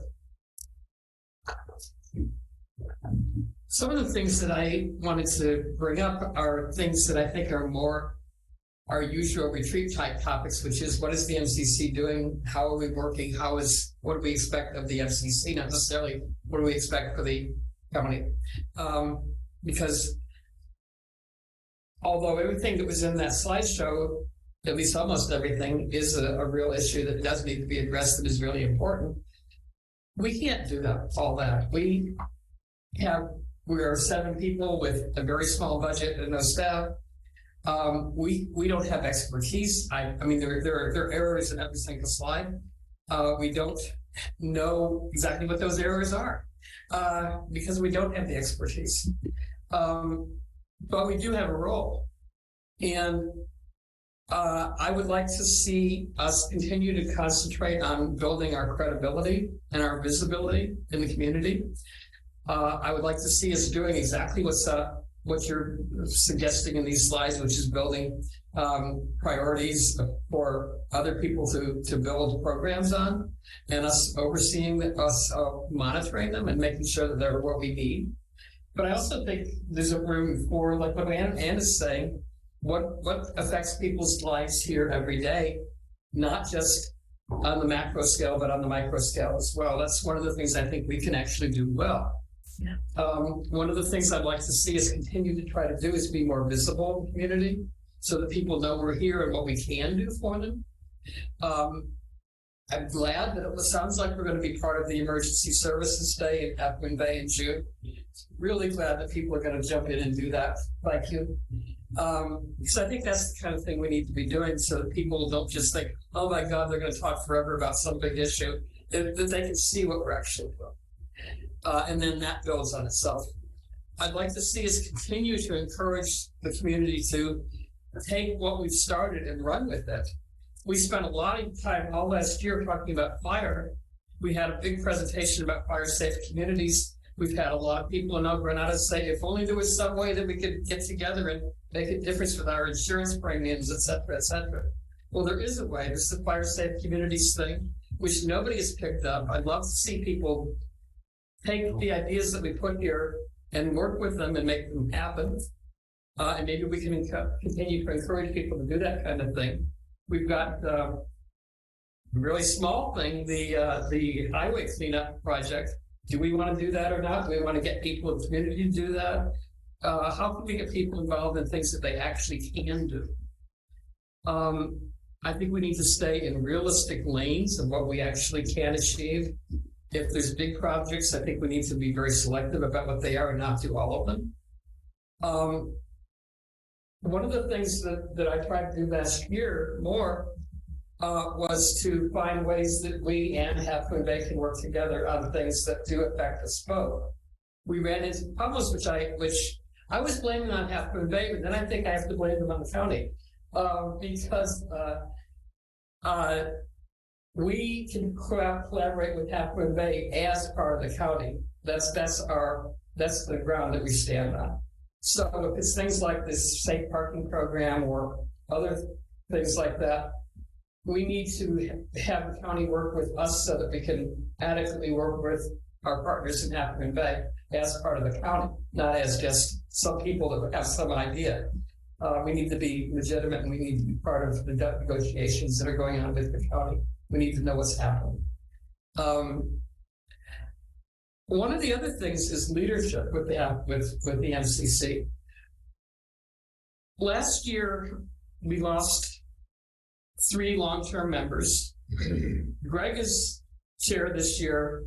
I'm just talking about how things work because he was vice chair last year. Although he had very, very little experience, He's learned fast, and he's chair now. I'm vice chair now. I'm not going to be chair next year. That's not my intention. I was chair last year. I'm vice chair now to kind of help because I'm the elder statesman at this point. I'm the institutionalist. I don't know who's going to be chair next year. I don't know who's going to be vice chair next year. There's a lot of stuff for people to learn. A lot of leadership development that has to happen if this is going to continue to have any result at all. So that's something that people need to think about is how are we going to keep the leadership going here? Because right now, nothing's happening. There's 4 of you guys plus Kimberly who will need to step into some sort of role next year. So there's that. And I think I'll stop at that point. Well, as it turns out, we have an entire agenda item after this, which was going to cover some of the points you made. So we can come back to that again, too. Scott? I'm going to just stick with what my slide says about pulling finances. I'm still learning. I'm new to this. And given that, I need to make, and this is just a tiny little thing, I need to make a pictorial diagram of the lawsuit that's going on with Half Moon Bay versus Montera. Because I was talking to some people in the community this weekend, and I don't think I really understand what entities are suing what, but I know it's been in litigation and resolved, and now it's under appeal. So I don't see an end to this. It has to end at some point. So what I need to do is break it down so I can understand it. But, Well, I can help you with that. okay. I've written articles on this. Okay. But I need to see it as a picture without too many acronyms and stuff like that. Anything else? That's it. Dan? Yes. As far as everything else is said, there's a lot that I agree with. Some that I don't. For me, for tonight, what I have to say to you, Mr. Mueller, is that I'm most passionate about truly preserving the rural character of the coast side. This includes many related issues that give us that character. And I think really the majority understands that and really appreciates that. One of the biggest threats, there are quite a few threats to that character. One of the things that I see that's coming sooner than later is work done to our corridor, Highway 1. I really, there's a lot of subtle elements to our road that give us that country feel, that escape from, and get out. So I'm really not going to want to see, and I've seen a lot of proposals from Caltrans, and I'm really not going to want to see the natural part of the natural feel of Highway 1 be destroyed with excessive lighting, excessive visible infrastructure. And I understand, you were a success with your election, and you told me you were a big tent guy, and so there's a lot of interests that you have to pick up the phone for. And I just want to let you know that I understand sometimes there's a lot of pressure to do some construction, to do some building, and that a lot of times this is really fundamentally about creating jobs, and I get that. And I get that, but I think that we should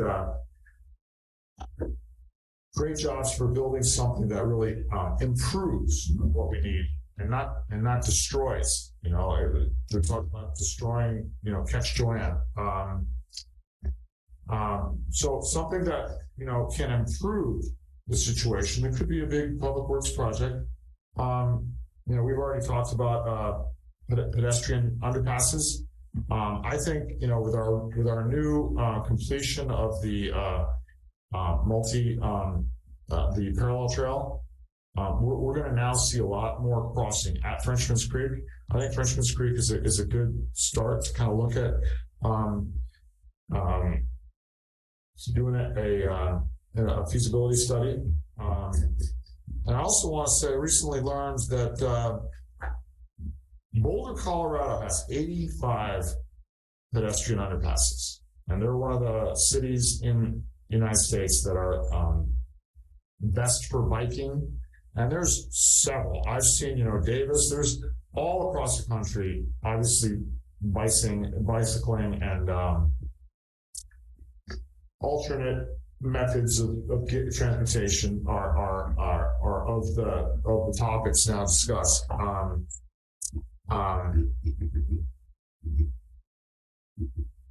So I'm hoping that we can really look at closely with your office some of the things that Caltrans is coming up with, and also push for some feasibility studies on things that will actually improve the situation and not destroy the natural feel of what we see when we're driving down the road. Thank you. Okay, let me just check chat here.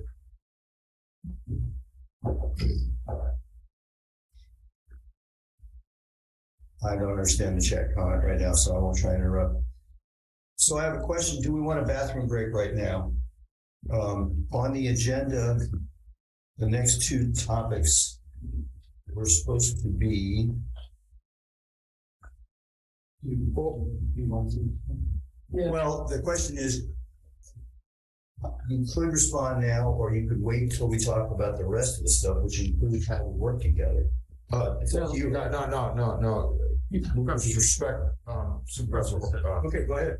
Mueller's time. Yeah. And historically, Supervisor William been there for the first part. So I don't know if you plan to be here the whole night. I'm here as long as you guys. Okay. Well, go ahead. Got a back problem. No, I'm fine. I'm fine. It's not going away on the direct one. I appreciate it. So my initial response to y'all is that I'm a servant.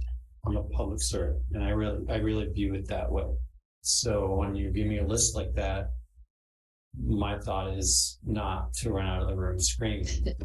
My thought is, how do I make this work? And how do I know which things on this list that you want me to work on, in what order? And then as a county supervisor, which is a new role compared to when I was in for the last 10 years, I think, okay, I understood as a city council member, I had a city manager, and we'd go through a prioritization process on the list, and I had to sign it different. Things we get to sign different places, but as a county supervisor, I have to work within the county framework. And so how do I get each one of these tasks put into the right department once we have that there? And how do I know which ones you want prioritized? It's good. The city manager once used to say to me, Ray, we can do miracles, but we can't do them. We can give me timelines, and we can go ahead and schedule out what we're going to do. And so when I look at this list, the first thing I'm trying to figure out, what is their consensus around? What are the things that I don't need consensus around, just have to be done for health and safety? What is their consensus on the rest of it? And then in what prioritized order, where does it fit into which county department, and in what prioritized order would you want it addressed? And I can talk about different items. Like one of the things I didn't talk about is we are working and embarking. We have a fire safe council that we are working on. One of the projects, the first project I gave them before we bring the council back together, is to create a GIS map of all the fire, very similar to all the fire projects taking place in the county right now, especially at the coast, because my big concern is we have so many different districts doing different projects. We don't have a holistic map that shows us where the projects are taking place, so we know what we're missing. and where we need to focus on. So they are building that GIS right now. The comment about the shoreline, what's taking place along the shore and being part of that. One shoreline is looking really at bayside infrastructure right now. Debbie Ruddock is on it from Half Moon Bay, but I also serve on it. But Canada, there's a lot of different people that touch the shoreline out here, including the Coastal Commission. So projects for the shoreline are a different animal than doing them on the bayside. And so I'd love to get you all integrated into that and get your feedback on that. We also have the Harbor Commission touching all of that too as well.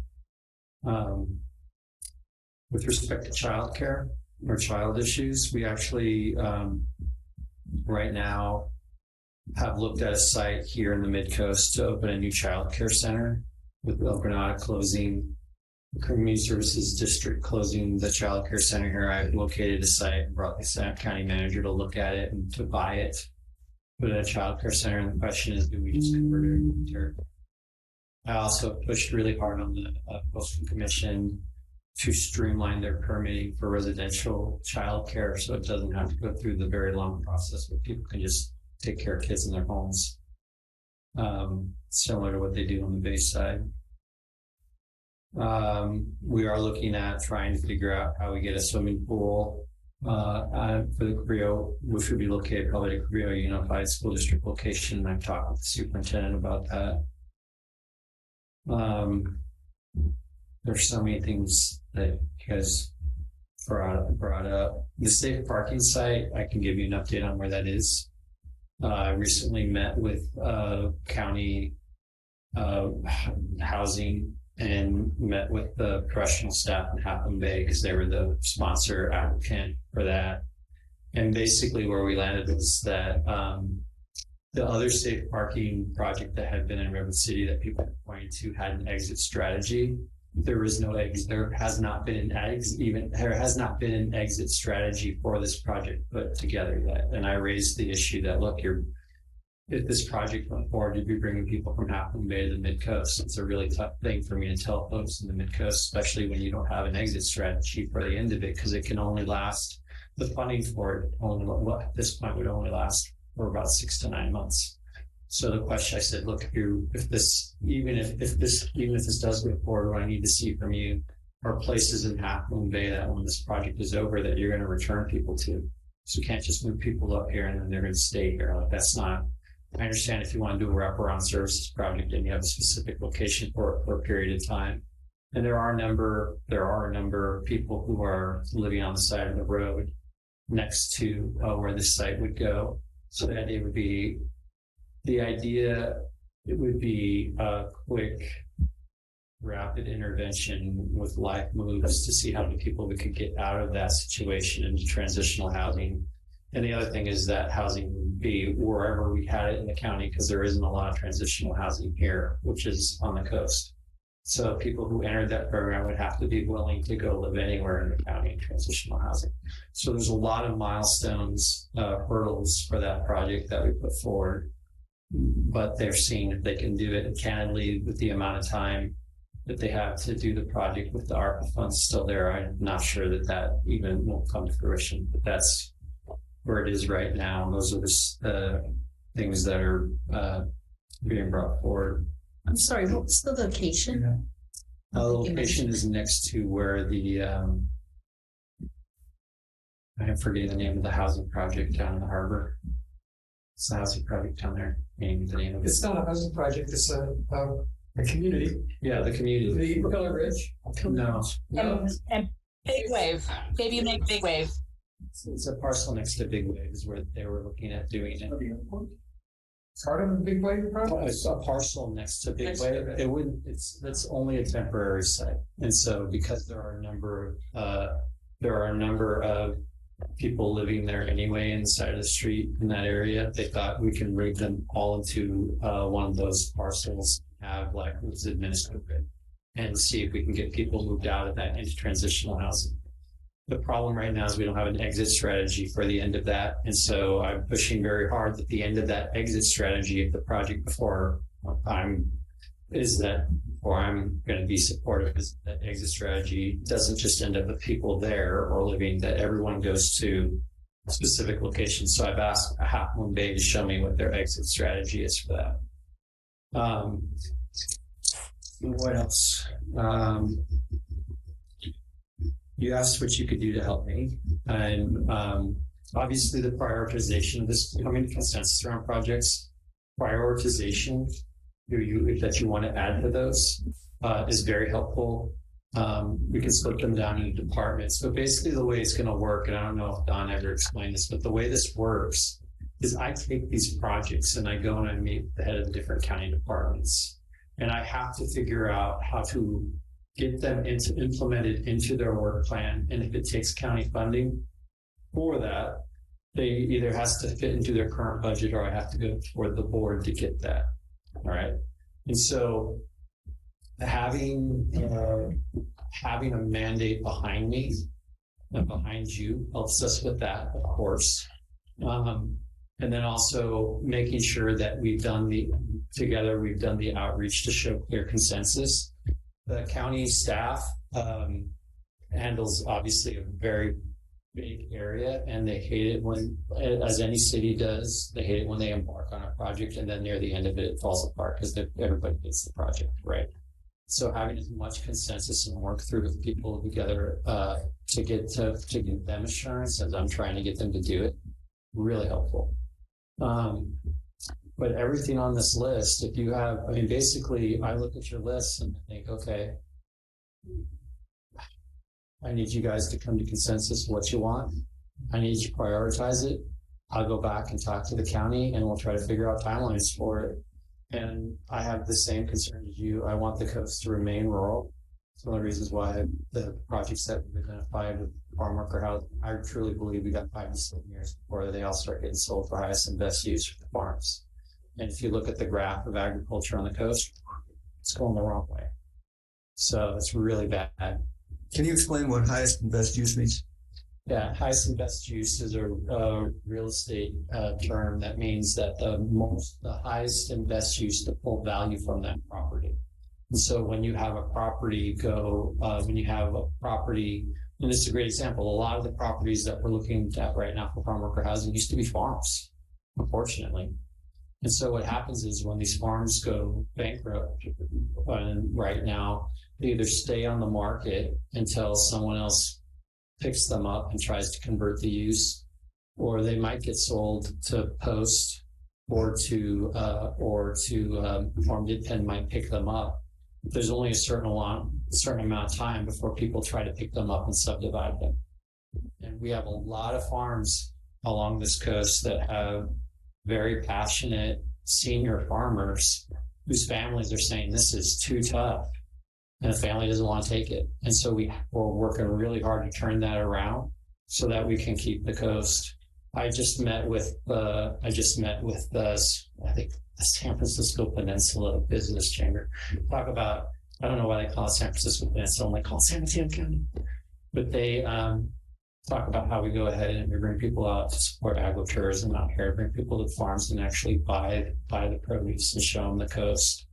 And so we're working really hard trying to figure out how we support that to keep the coastal economy rural. So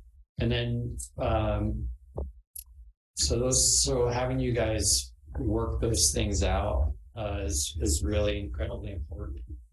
And then I am also trying to work on events actually along the coast that also build community. So 4th of July, I already started talking to people about, and you guys can tell me if you don't like it, I'm transparent, but trying to bring fireworks to the airport, not this year, but next year, and bring people out for bands on the 4th of July. So just try to get community events moving and give the Midcoast its own. We also are opening our office in the Midcoast that I'm really looking forward to hosting you all at. Right now we're waiting for furniture from the hospital to be delivered. We were reusing furniture rather than spending taxpayer money on new furniture to outfit it. And so I was told by my chief of staff that's happening. But basically help us, just when we have things on the agenda to support the Midcoast, turn people out to support them, have them come and talk. So we're building our newsletter right now so that we can reach people out and share that. And then I think, then the other thing will come with reasonable expectation. Once I get your list and get prioritized, what I'll do is I'll turn around after I talk with county staff and give you what the timelines look like that people are telling me in order to get done, or even if they're going to prioritize it. Like if the CRISP wasn't happening, I'd tell you the CRISP isn't happening, right? But it is. If you give me your list and I can't get it moving, I'll come and tell you so that you can come to meetings, which you guys do a great job of, and say, we need this project. Is there anything I'm missing? Well, I just have a couple of basic questions. I put another section of the agenda here, partly to address some of Claire's concerns. But we used to get somebody coming from the county, whether it was Ellie Dahlman or Lena, and they would give us a report of developments that had occurred. During the COVID era, there was a lot of public health stuff, but whatever. So who's going to come and give us an update on county activities of note that affect the MCC? Well, Mike's been coming and he's here now. But what we can do is we'll go ahead and meet internally and figure out how we deliver that information to you. Once you have this once we have this list prioritized together, what we can do is give updates on this list and where it is or where it's, I'll give you a plan, but then just ultimately information that's affecting the Midcoast, we can go ahead and give a report on that. Okay, so that is not necessarily this stuff, right? That is stuff that happened that we needed to be told about. It wasn't necessarily our initiatives. But the second issue is, and I'm going to reflect on my business career here, but for decades, every business I worked at, we had a system for logging and tracking issues, a work order system, a bug tracking system, a request for action system. Who logs and tracks the issues where? And the answer right now is we haven't seen the county do it. Well, are you talking about constituent services tracking, or are you talking about? Well, it could be that people log. I'll be candid with you. I won't share your constituent services tracking. I don't know what constituent service tracking. That's when we get a call from a resident with an issue in an area, and we do work on that in our office.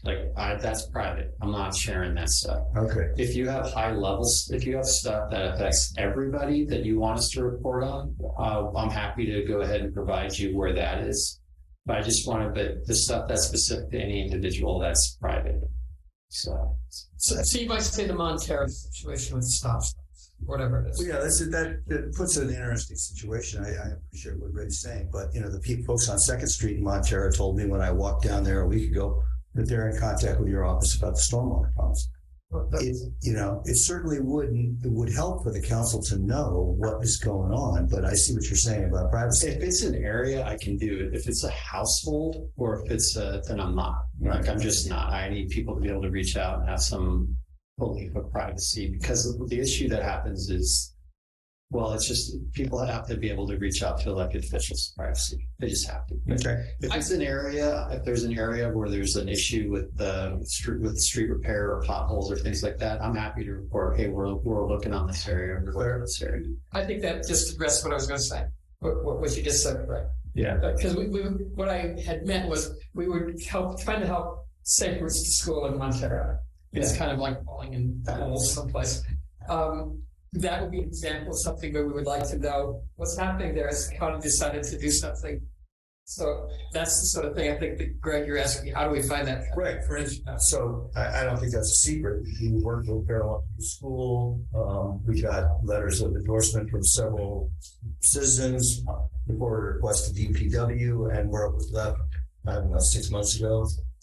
Yeah. They would do a traffic study. So you guys don't know that, you're new here, but we probably ought to update you on, and then you can find out for us where it is. And another example is my letter to Ann Stillman of, how many months ago was that?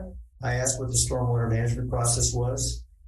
Still haven't got an answer? I would be shocked if you had. So I met with Dan yesterday. We have roads that are completely out on the coast, like we have between Stage Road, and there's so many roads on the coast right now that our Department of Public Works is still in crisis mode, recovering from the storm system, honestly. But that doesn't mean they're not going to, and that we shouldn't keep track of them, and we will. But I'm just leveling with you. The Department of Public Works right now is still trying to figure out, and plus a lot of the repairs that they're doing require FEMA funding, and they're bringing FEMA personnel out to inspect. County hasn't been hit like it was hit during this past winter in a long time. And so I don't know the specifics of all the roads in question. I only know the roads out here, but I would just drop a hint that possibly some of those problems are because of inadequate stormwater infrastructure and planning. I would say maintenance, but So I inherited what I inherited. You did. So Welcome to town. I did. I inherited what I inherited, and we're doing our best to make sure that we're not in the same situation next time. And also, I mean, I think from what we saw, there were a lot of culverts that basically had a lot. Some of them that it's fair to say maybe weren't maintained the way they should have been. But a lot of what happens in flooding situations is that there is debris that comes down as a result of the storm and clogs things up. And so we had a lot of dead debris. And I can tell you, I went out personally in the storms and saw Department of Public Works on top of giant storm drains where there was debris that had come down and clogged it, and whole areas were wiped out by water. Like some of it, absolutely, there was stuff in culverts that shouldn't have been there, but there was a lot of stuff coming down that was just dead and nothing had pushed it in a long time.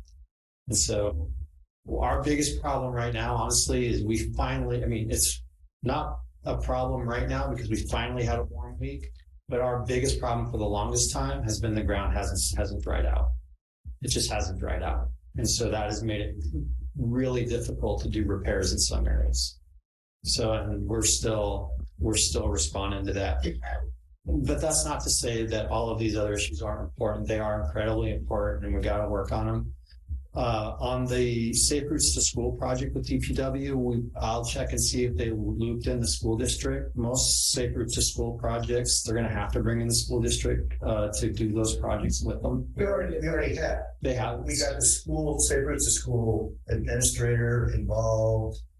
So let me ask, so this is the really interesting thing about the Midcoast Council is that like when you talked about the fiber project, or when you talk about the Safe Routes to School project, the thing that when I hear that, the thing I always try to think about is who is the project applicant?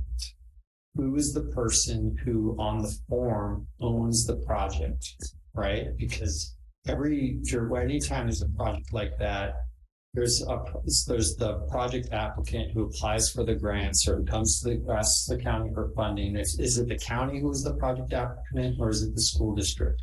And the reason why that matters, and I know is because that's usually the person who keeps the timeline on the project. We can't tell you the answer because we've never seen the form. Yeah. So that's the thing that I have to go back, like these projects you're talking about, I have to go back and figure out like who's the person who, like when the pool project, I had all these people coming for a pool project.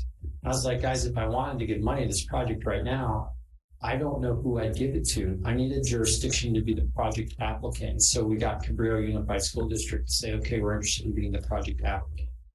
For the Midcoast Council and the projects here, the question on these projects, is it a county department who's the project applicant, or is it would be great, or in some cases it can be El Granada Community Services District, or who is, in every time that you think of one of these projects, what's going to be good for me to understand and to strategize with you is who is the project entity that's going to own that project. In some cases it'll be the county, but in some cases it doesn't make sense for it to be the county. Is the MCC allowed to own a project? Unfortunately, because I don't believe you are, because you're not and one of the things that some of the answers to some of the questions you raised tonight, the easy tumble is, well, are you guys interested in some sort of an incorporated body?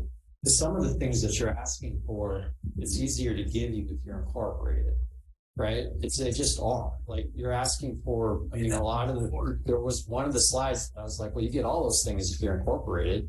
You just do. If you're not, then, you know, I'm going to work really hard, obviously, to get them for you, but what I have to try to do is carve them out procedurally. I was told by another experienced local politician that incorporation isn't feasible anymore in the state of California because you can't get the property tax revenues due to some rule change about 15 years ago. I don't know if that's the case or not. If you guys are interested in it, I'm happy to explore it with you. If you're not, then we'll figure out a process that works for you. Like, I'm just committing to you that we're going to, like, everything that you have on that list to prioritize, I'm going to work with you to try to achieve that you have consensus around, because I don't want that, because I realize that there may not be consensus on all of it. So, but we have to, you know, I also want to set expectations. I need to go through that. I need to get all those different things put into sit down with county departments, figure out which department owns it, or if any department would own that. If none of the county departments say they own that, then I have to figure out which jurisdiction owns it. They would be the project sponsor that I would be working with for that somehow through county grant funding or in some manner or fashion. And then once we get all of that assigned, then I have to really sit with you guys and say, okay, how are we prioritizing this? What goes first? Because it all requires funding. And what is the time? And then set the timeline expectations for it. I want to do all of that with you, and I hope I don't sound like I'm trying to run away from any of it. I'm not. Just trying to set some realistic expectations of how we get it done. So you go through Mike and prepare this list of endorsed priorities with Mike. Well, you certainly give them to Mike, but what prioritization that I've seen done from council bodies is like you put all of the projects on a list after you get them set up, and you say, okay, you get 3 buttons, everybody vote, which are the 3 that gets done this year. But everyone has to be realistic. Like, can this even be achieved this year, or what's the milestone to get accomplished by this year? And then I come back, and I can come with you when you do that. I can be here for that, or I can come back and after you give me the report and say, okay, I've done my homework. I'm coming back to you now. This is based on talking with my different departments, what we think is feasible with respect to your expectations, and we all get on the same page. So, does anybody else have a problem with this? What do you say? I was going to send you an email. Well, so the problem I have is this, and you know, I'm relatively new here too. I'm probably a little bit more involved, and it's not you. I heard the same thing that you're saying on Horsley. And who else? Well, this is how cities work. Who else said it? You can't have 10 things, Greg. You can only have 3. Okay. I've heard this before from other people. And the problem I have is that I'm representing constituents who maybe the term underserved is not the right term to use in today's era, but they have a dozen valid complaints. Let me just finish this. And I'm going to sit there and say, no, you have to wait on the safe crossing signs at Montero, Farallon View, even though a kid was clipped by a car and it's a few $1,000 to erect the signs until we do a $600,000 traffic study, you know, and, you know, if I put that on the list, then we don't fix stormwater flooding that is washing out Burnett's house or whatever. I just have a problem saying I'm going to pick the winners when historically my sense is, and we need to see the flow of money, there's a lot more that should have already been done for decades. And you're walking into a backlog of uncompleted stuff. And I'm just not prepared right today to say, no, only 3. I mean, to me, I'm sorry. So I think that's what if each of us pick 3 representing the people that we represent, then you can focus in on some, right? So it has to do with, I understand exactly what you're saying. You have to prioritize it. And I have a funny feeling what you're saying is correct also, but not everybody can be at the top of the list. This is the hard Right. part. I've been in your What situation. is the most important thing? Well, Is it Highway 1 disappearing? We're not asking 10 things of Ray, Yes. right? We're asking 10 things of 8 different departments. Yeah, but You with here's me? but I don't disagree with you that there's multiple departments, and I've been in your situation. I mean, for 10 years I was a council member, and I said the same thing to my city manager every time. So I was trying to get my projects through, right? Okay, I wanted mine done, All right, compared to everybody else. But the real issue where it really comes down to the nuts and bolts is I can even if I get them all assigned out to all the staff, right? I somehow get every department to take every project. And I somehow get all of them to say they will give me the person hours to do them. Okay, I get both of those things. At the end of the day, I still need the money. And that's where the rubber really meets the road. Is I can have all these projects, I can have all the manpower hours, but somehow I have to figure out how to get the budget. And there's only so much money to do it.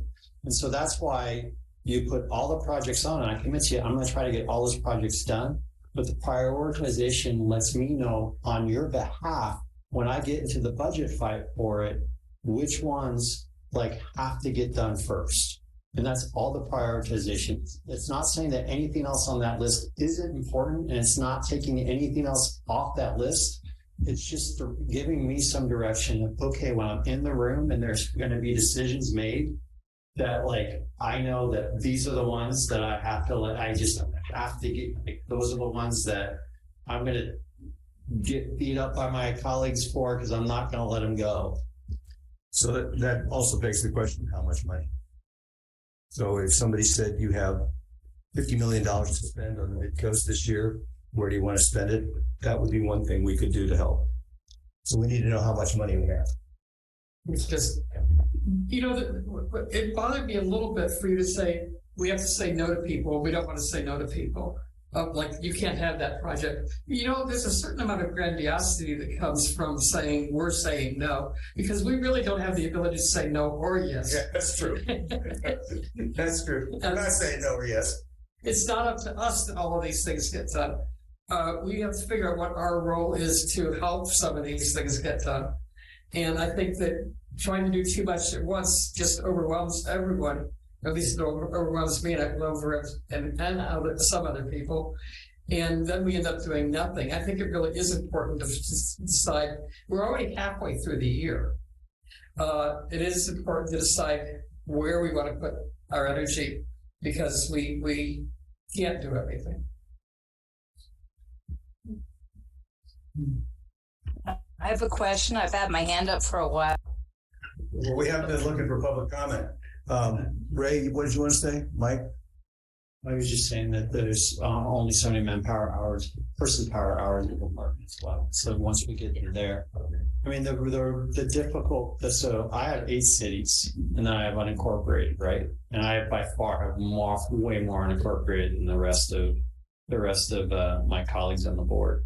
But all my other colleagues and who have all those other cities are also competing for staff time. So that's the thing that I have to fight for those hours. I just do. So, but we don't have a town council. Our tax money is going direct to the county, and yet we're not given the staff to have a town council. I don't see why we have to be incorporated to have staff members. And I do agree that District 3 needs additional staff resources compared to every other district for 2 reasons. One is you got us, and we're a problem. The second reason is we just went through this disaster, which punctuated all the problems. And then I guess there's a third reason. You're all new working together. I would recommend you have staff of 5 for 2 years, and one of them will probably go away anyway, sooner or later. It won't work out. And once this backlog has been put on the rails, then you should cut back.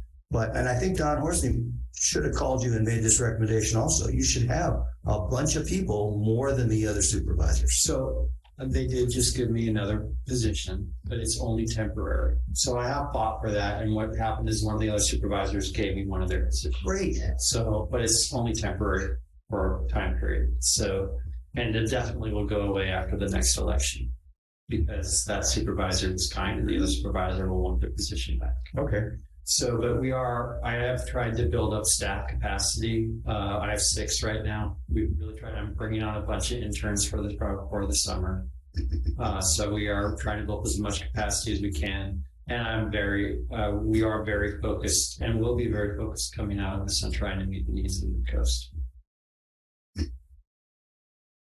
Now, there's a pause here amongst the council. So I see Sid, you had your hand up. You wanted to say something? Yeah, I just want to kind of give Ray a little bit of, I guess you would call it county history, really, with the Midcoast. And one of the problems is that the county plans things, or I guess you'll say studies them, but never follows through. And I'll just give you some examples. I don't think they really track their disappeared projects either.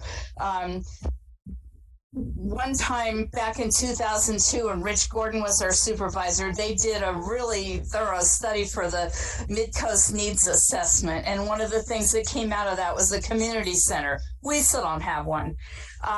I remember Len Erickson and a couple other people were working on extending the California Coastal Trail. Nothing ever happened with that.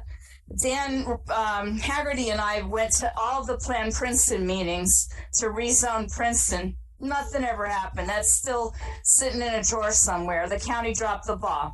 I'm just saying that even if we identified projects, those aren't necessarily my projects that I would want, although I think we should get a coastal trail. But meanwhile, things that we didn't want happened and they green lighted them and just rushed them through, like the Devil's Slide Trail. All of a sudden they give money to that. So when they took over the old bypass or the old right of way, they also took over Tenitas Creek Beach, and they're making a glorious beach destination down there as a county park. But we still don't have a community center. So my question, and I've asked you this personally, but maybe we should just get Mike Callaghan to come to an MCC meeting and let us know, how does the county decide where to fund? Does each department head decide, okay, Coastside gets nothing again this year, we're going to do Devil's Slide, or we're going to do Tenitas Creek Beach, because they don't need a county park. We've given them a pump track, even though we actually funded ourselves. But I don't understand who decides on the budgeting. And I think there's a budget coming up pretty soon. So if we just turn in a list, it probably won't get funded for next year either, because it'll miss the deadline or the cutoff. That's what Nicholas told me 2 years ago when I asked him to put the community center on the parks budget. And he goes, oh, well, we don't have any money for that, and we're already through the budget process. But that was 2 years ago. They're about to do another budget process. Okay, So we get the point, Sid. We do get the point. What I'll share with you, Sid, is I have talked with Mike about a community center for the Midcoast, and he's open to it. So we're trying to figure it out. The issue that we have is land. But we are trying to figure it out. But I have had that conversation with him, and he said, yeah, I think it's a good idea. We just have to find a location. So as far as the funding goes, they've proposed to fund it with Midcoast Parks mitigation fee, but the county parks keep spending it on other things. So we don't really have a nut to spend now. Sid, Mike, when I talked about it with Mike, we didn't identify a funding source. So one of the great things I've enjoyed about working with Mike is we figure out how to address the problem, then we figure out where to get the money from. But we both agree that we have to address the issue. The other thing I'll tell you is some of those projects do come back, and I'm super transparent, and I'll just share this with you. And I don't know where it's going, but apparently at some point there was a project to look at an overpass or a path to get to Gray Whale Beach. You guys know about this? Yeah, well, it went to the Transportation Authority from the county to do a design. And I got notified this week that there's a design now for I think it's an overpass or some sort of pass, some sort of pedestrian pass. So Public Works is going to go get the design. I did not know that this was pending. I didn't know it was out there. I don't know where it came from, but They do come back, so we'll be looking at that, and I'm sure we'll be sharing it with you all because taxpayer dollars were spent to create the design for this. So we'll be sharing it with all of you once we have a chance to take a look at it. That's so weird because they told us that will never happen. We're never going to look at it. Right. Well, there is a design now that is there. That I've been notified there's a design. I will confirm it because I haven't seen it yet. But once we see the design and Public Works has looked at it and we're comfortable how we present what they came up with, we'll bring it back and show it to you. Kimberly, did you have a I'm not question? saying it's happening or being constructed. I'm just telling you the design exists. That's part of Connect the Coastline. They threw it in at the last minute. I don't know where it came from. So, but I will find the procedural history of it once we get it and see it. So I was just surprised. There was no one when I entered office. No one told me that was a project that was pending. So No one told us. Does it have a project manager? I don't. So it was with the transit. So I'm actually on the San Mateo County Transit Authority board, but it came out of the San Mateo County Transportation Authority. So they were the people who did the design and funded it, and then they gave it back to. So I'm getting requests to get back to the agenda here. I mean, this is nice to know. But thanks for sharing. Burnett, did you have something you wanted to bring up? Yeah. Whatever. Yeah. Yes, I just wanted to make a comment about, you were talking about prioritization and not being able to, which ones you choose and not being able to say no to somebody and so on. I just wanted to pass along that one of the CCAG reports that they did, that they developed a bunch of projects that they had to prioritize, and what they set up was a set of metrics to help determine the priorities. So you wouldn't necessarily eliminate projects, but some projects may get a lower priority, and it might be a way to resolve the how to do that. I think the bigger issue is the scoping and sizing the projects, but you could potentially come up with a set of metrics, work with Ray on those metrics, then apply those metrics to individual projects and be able to prioritize that way. Something to think about. Okay, yeah, we're familiar with that. We've seen parks do it and other businesses do it routinely. In some sense, some of these projects will fall within the CRESP, and that will be the type of weighted metric system that will be applied to the CRESP. Okay. So what we had a question about, where were we on the agenda?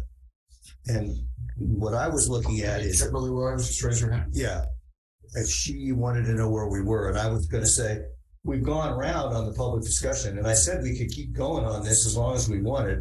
The next item on the agenda was what's on the slide I was sharing a minute about how we work together with the county and so forth. That was this slide.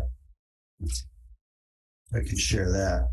But I'm happy to keep going with discussion. And so in that spirit, Kimberly, if you wanted to bring something up, go ahead. I just want to say something. I feel like we've gone down a path here where we're getting away from the purpose of this retreat. I understand that at least part of this time is supposed to be spent helping us figure out how we work together, and we haven't really gotten to that part yet. So I want to make sure that we cover that for all of the new people here. Okay, well, that was this next agenda topic. Do we want to go on to this now? I just add something really, really fast about this whole slide. Which slide? Well, the one that's the big list. Okay. Oh, the single slide, subsubject slide. Yeah, I just wanted to ask Supervisor Miller. This is my opinion that the list in its current form is very difficult to look at and come to consensus. If you could possibly help get that list and break it down into, okay, this is Caltrans' responsibility, this is DPW's responsibility, kind of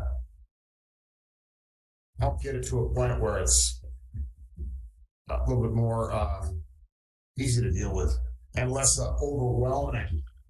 In my opinion, it's. Oh, so I think we work with Mike on that, and then he works with Ray. Sorry, that's just a thought. Your office staff member, whatever, to help us get there, because otherwise I see it as an impasse right now. Okay. Yeah. That's my opinion. I'm happy to, Okay. we are happy to take that list and then break it down and target departments and come back to you all so that you can then look at it and come to consensus. Yeah, or maybe even look at it before it kind of moves forward to kind of clean it up. So, you know, for lack of better words, organize it better so that we know exactly what we're asking for. Yeah. And I want to say, I do want to say, I really appreciate all the thought that's gone into it. And I do appreciate there is a lot of things, that needs to be done. And that you guys are, the Midcoast is well served by all of you bringing all of this forward to us and advocating for it. And we're going to do the best we can. We're going to work really hard to try to get addressed what you need to have addressed. And equally important to have a plan how to address it. So it doesn't feel like a bunch of one-off projects. Okay. Yeah. So I was thinking about a lot of the things that we've all talked about here and how we make things happen. And you were talking about changing farmland into housing. That requires zoning. You gotta change the zoning, right? Would require a lobbyist to come in and talk to someone and say, I want to build a house here. What can I do to help you? We have things here. Is there a way for us to lobby for these things to make them happen? Or are we doing it now? You don't need to. So you typically lobby when you want, when you're facing a hurdle to get it accomplished. Okay.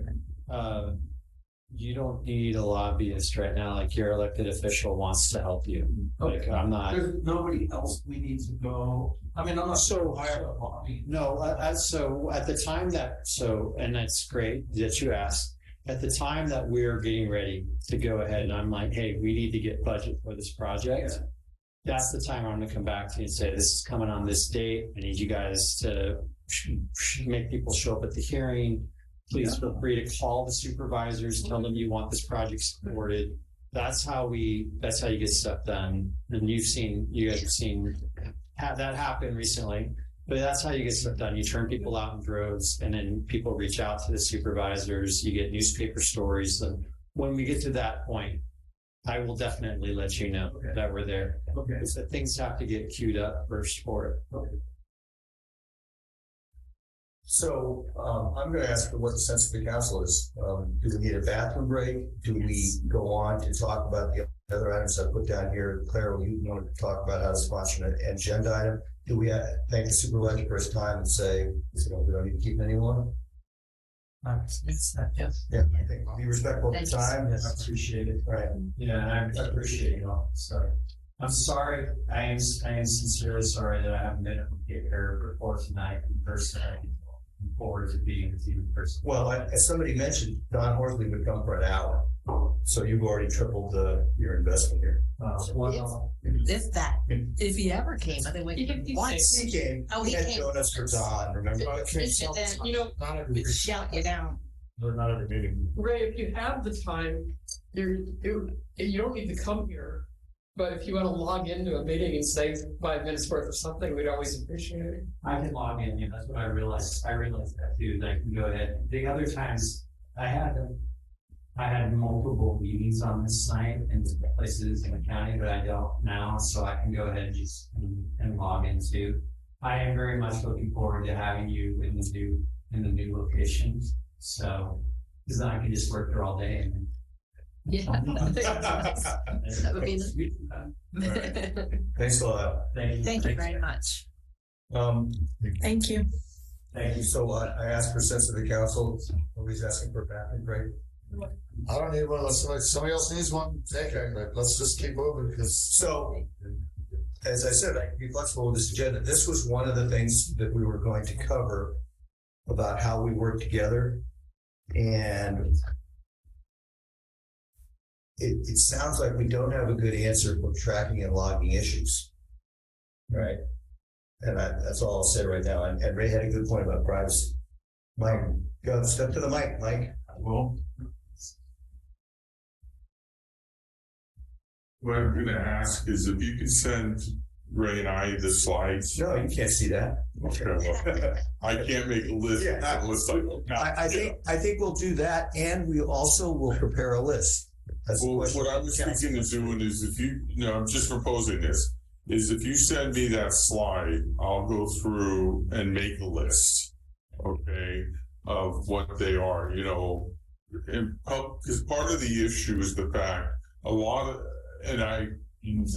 we knew this in Pacifica, a lot of the stuff fell to the planning department. A lot of your issues is public works department. Okay, and so they would have to prioritize, and let's say there's a grant from the state of California for stormwater. Well, they're going to go there as soon as they can. So things might actually move up and down on the list. But what I was proposing was send me that. I will make a list and then bring it back to the council to see about priorities. Everybody gets 3 dots or 4 dots or whatever. And all that. Okay. It's on the website right now, but I will email you a link before I get home. Oh, okay. Greg, Yeah. I'd like for us to make some tweaks to that list before we send it, share it. Go ahead. Is that possible? How would you like to? Well, for one thing, it's public information now, so he can see it. But what would you suggest? Are you suggesting an agenda topic?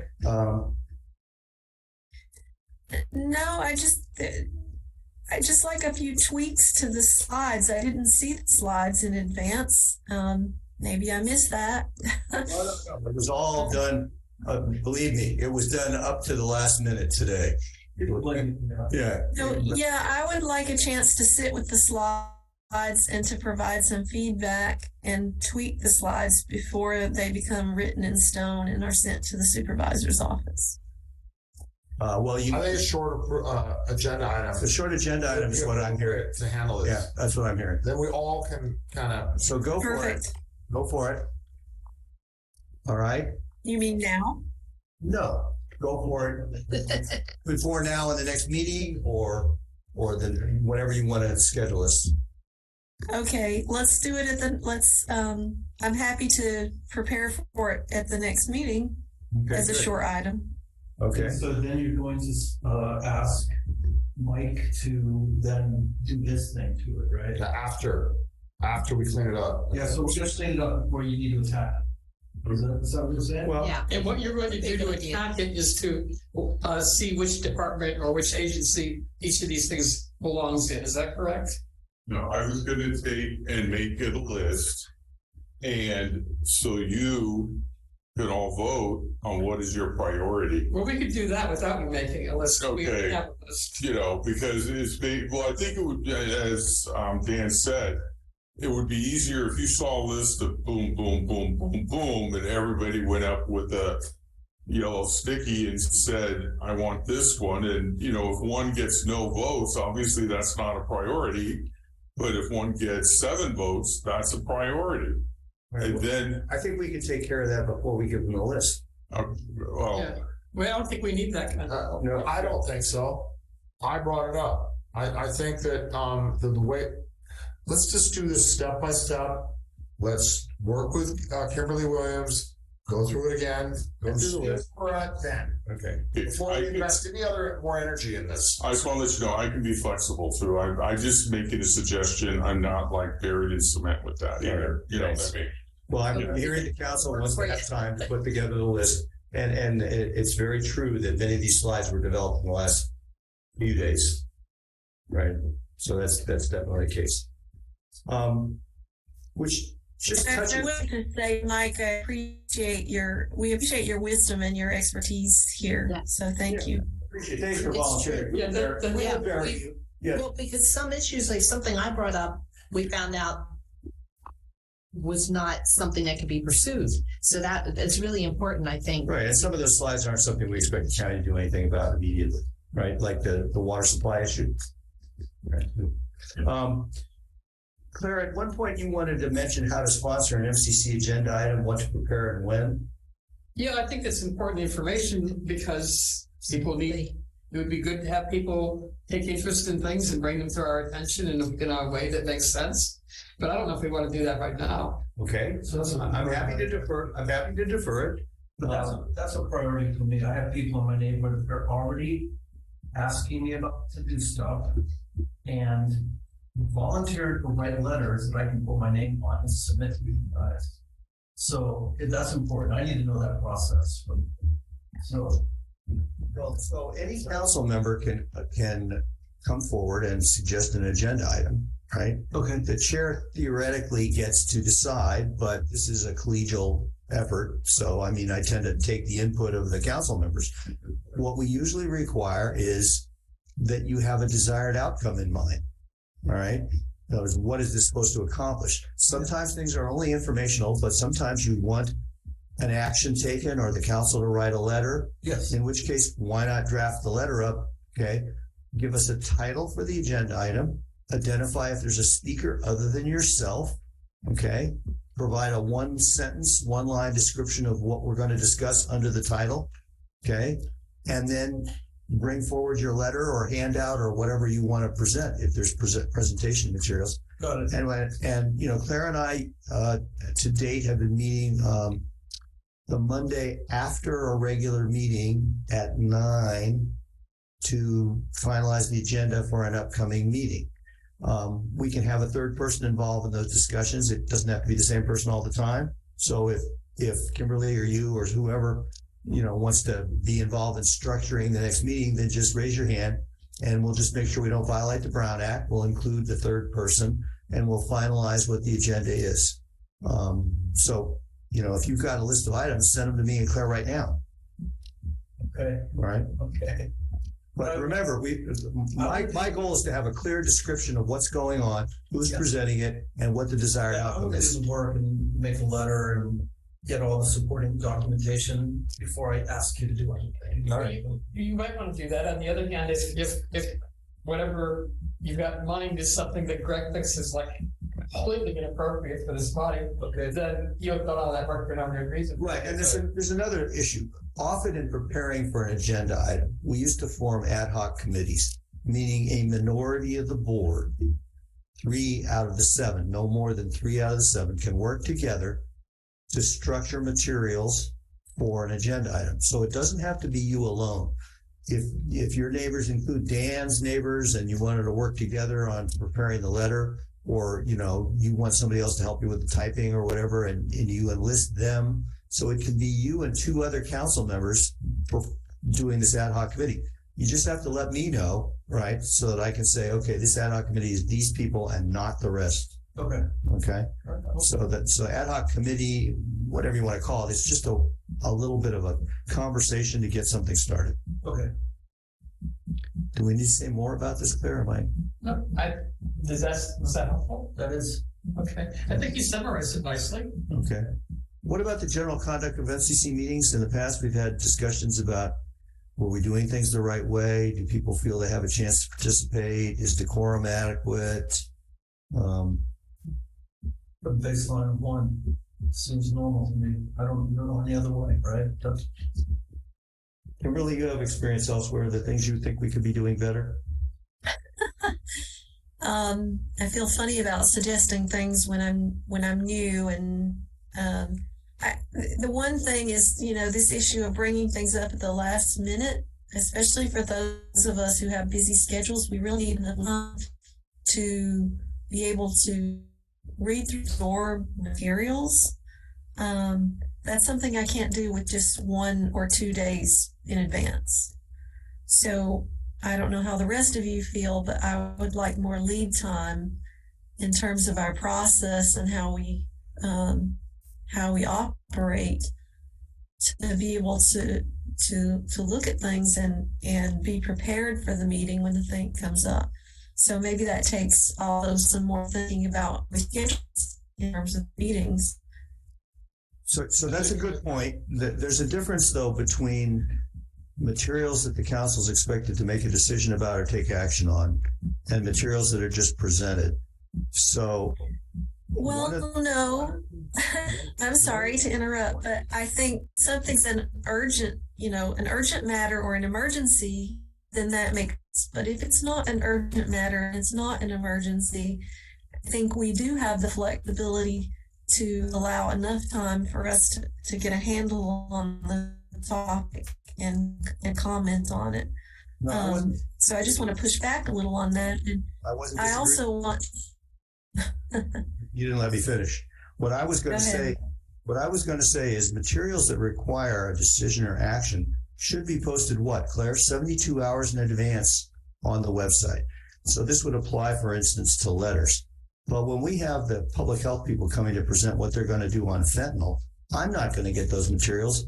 They might not even have them until they show up at the meeting. The guy who presented on the Medio Creek Bridge and told us what the update there was, that's not going to be available to the meeting. But then we don't have a decision to make. We merely listen and then decide if there's anything we need to do. So I think that is the exception when there's a presentation that we don't have to make a decision about. Right. Okay, so the letter should be posted in advance. Obviously the letters, there's Brown Act requirements, but I think something that falls into what Kimberly was bringing up is having enough time to really give full attention, high quality attention. It also kind of falls into the number of things that we're throwing out there and trying to cover.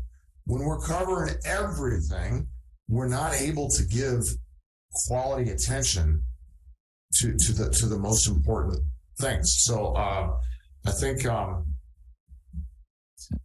little bit to what Kimberly was saying, being kind of rushed in one night to come to a conclusion when the letter was out there or whatever the topic was out there 72 hours prior. We're just learning about it. We don't have all facts until maybe we come into the meeting. I'm going to propose that with some issues, I think we should have a kind of an agenda item, a short overview agenda. Don't spend the whole night, hours, getting into all the details, but so that we're taking some of these issues, a bite at a time. Somewhat, yes. And then we have time to digest and to kind of think about it, and then do our own research, talk to our neighbors, and then come back with a better way to give input. That's my opinion. Okay, and just for point of historical reference, there have been times when it's taken the council up to 3 meetings to approve a letter. Sometimes, yes. Right. Okay, thanks for that comment, Kimberly. Can I make? Yeah, Gus. This is perhaps small, but this is the only sort of body of like public service, I guess, where the meetings don't begin with the Pledge of Allegiance. And I was just curious if that's like, if there's some reason why that is. Like, if that's I was never aware it was a requirement. But no, I'm not sure. I don't know that it's a requirement. I doubt it actually is a requirement, but everybody else does it. I'm just curious why we don't. If there's some reason why I can't answer the question. But it's like, it might be that we're all volunteers. We're not being paid. Right. Our time is very important. So not to say anything negative about the Pledge of Allegiance, but it takes time, and we're very limited with time. It takes like 20 seconds. Yeah. Anything else you want to? So are you nominating that we do it? I would propose that we do it. I think it's. I'm going to vote on that. Okay. You don't have my vote on that. Sorry. You do not have my vote on that. Okay. Mine. You don't have mine. Okay. So I'll tell you what. You should lobby in the background and see what happens, and then we can bring it to a vote. Okay. This is one of those things that sounds like, to Kimberly's point, should be given time to, what's the word, marinate, right? To be digested. So I was just curious if there's some reason, but I don't have an answer. I did want to talk about outreach to the community, and Claire, I think this is also an issue of yours. We really don't reach out to the community as much as we could, and we started doing a newsletter, a year and a half ago? But the newsletter takes work, right? There are 500 plus subscribers on MailChimp, and only about 60 want the agendas. The other 450 want the newsletter. So people are waiting to hear from us what we're doing. So I just want to throw that out on the table. Shouldn't we be doing a newsletter? And then the next issue is this group we're going to attend. We don't get new members unless we show people that we're involved in the community and doing things. So what are we doing? We're going to have a suggestion box so that people normally hand out buttons or bumper stickers or whatever. But we're going to do just the opposite. We're going to have little forums and have people tell us what it is they want. Okay. And then maybe if somebody comes up with a clever idea for a bumper sticker or a button and we can fit it into the budget, we'll do it. But we're going to attend this. In this case, it's an emergency preparedness conference, but it wouldn't matter what it was. It could be 25th anniversary or whatever. If it's open for public participation, the MCC should go and be represented and should get itself known to the community. So right now, I think Claire and I and Leo Gomez is going. And do we have anybody else who's Jill Grant volunteered to come help? Yeah, Jill's gonna help, I think. Right. So we're going to go just plant the flag and say, we're the MCC. Let us know what you think. And that's going to be our shtick. Our booth attractor is going to be a suggestion box as opposed to giving away a rubber ball or something like that. But we're gonna, I think Leo is gonna basically present his findings. We could ask people we could put a big map up and have people say, here's where I live and I can't use the phone. They could say where their problems are. We could do something like that. Right. But So tonight, Supervisor Miller reported that there's already action on some of this stuff. Okay. So are you in touch? Are you, because it seems to me like there's two parallel. Okay, so you're introducing a new topic. Going on. Introducing a new topic. Were we done discussing the outreach thing? No. No. Okay, go ahead. Let's finish that. Let Camila go. Kimberly, go ahead. I just wanted to say that in terms of outreach, I think that should be, Claire spoke of it as a priority earlier, and I think it should be elevated to raise the profile of the MCC as a priority. That ties directly into the strategy and the tactics for outreach. And so I think we need to look at that for the remainder of this year and say, how do we raise the profile of the MCC from now to the end of the year? And what are the events that we attend? What are the things that we do? I mean, that's low hanging fruit really for us in terms of that list of priorities. And I also think we need to sort out the list in terms of what things, are totally the things that go to Supervisor Mueller, and what are things that are directly related to the role of the MCC that we can accomplish on our own. And we haven't really done that. Are you going to make some suggestions or lead a subgroup to address this? I'm happy to help with that. I guess maybe I'd like to hear more what Claire has in mind, but I think that it's come up several times now, outreach to the community and raising the profile of the MCC, and I think we should elevate it to one of our priorities that we wish to accomplish by the end of the year. So could I just make an editorial comment before we get answers? All right. Things only happen here when people step up and agree to sponsor an agenda item and make things happen. With stepping up, but who else is going to step up with me? So that's the question. Go ahead. First broadly, I would definitely place outreach to the community and kind of, if we were going to prioritize all the things, it would be in my top three, possibly my number one thing, because to the extent we become more visible in the community, it sort of increases our soft power, which makes it, the downstream of that is making it more likely that all the other things we want to do done, increases our ability to create pressure on the county to do the other things. Tactically, I would suggest that if you're not on Civic Bell, like Civic Bell is an easy thing to get on. You're all elected officials, and it's actually a very nice platform for engaging with the community and using it. I'm actually running a little poll right now to see how people feel about their internet access. So if that's an outreach component, could you present something on that, how to develop an audience, how to do it?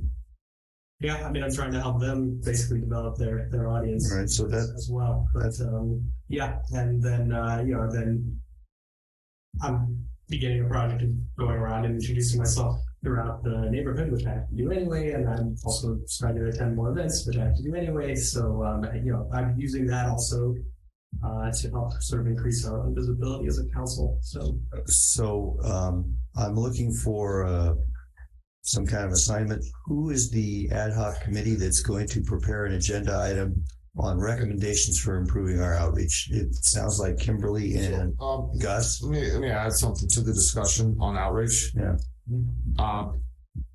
It's been my opinion that in general, the community really doesn't, want to get involved. And, hey, we're the MCC, we're here to serve you, what's your, they don't come to us until there's a real dire need. Issues will surface. There will be things that will come up. I think it's our best thing that we can do to serve the community is to not overwork ourselves with tedious. It seems like, I don't know, you're ready to,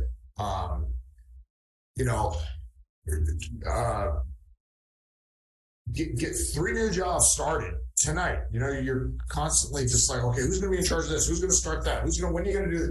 Yeah, I think it's my opinion, a better way to look at it is to be a little bit more refreshed and ready when some of these very important topics the fire station in Moss Beach.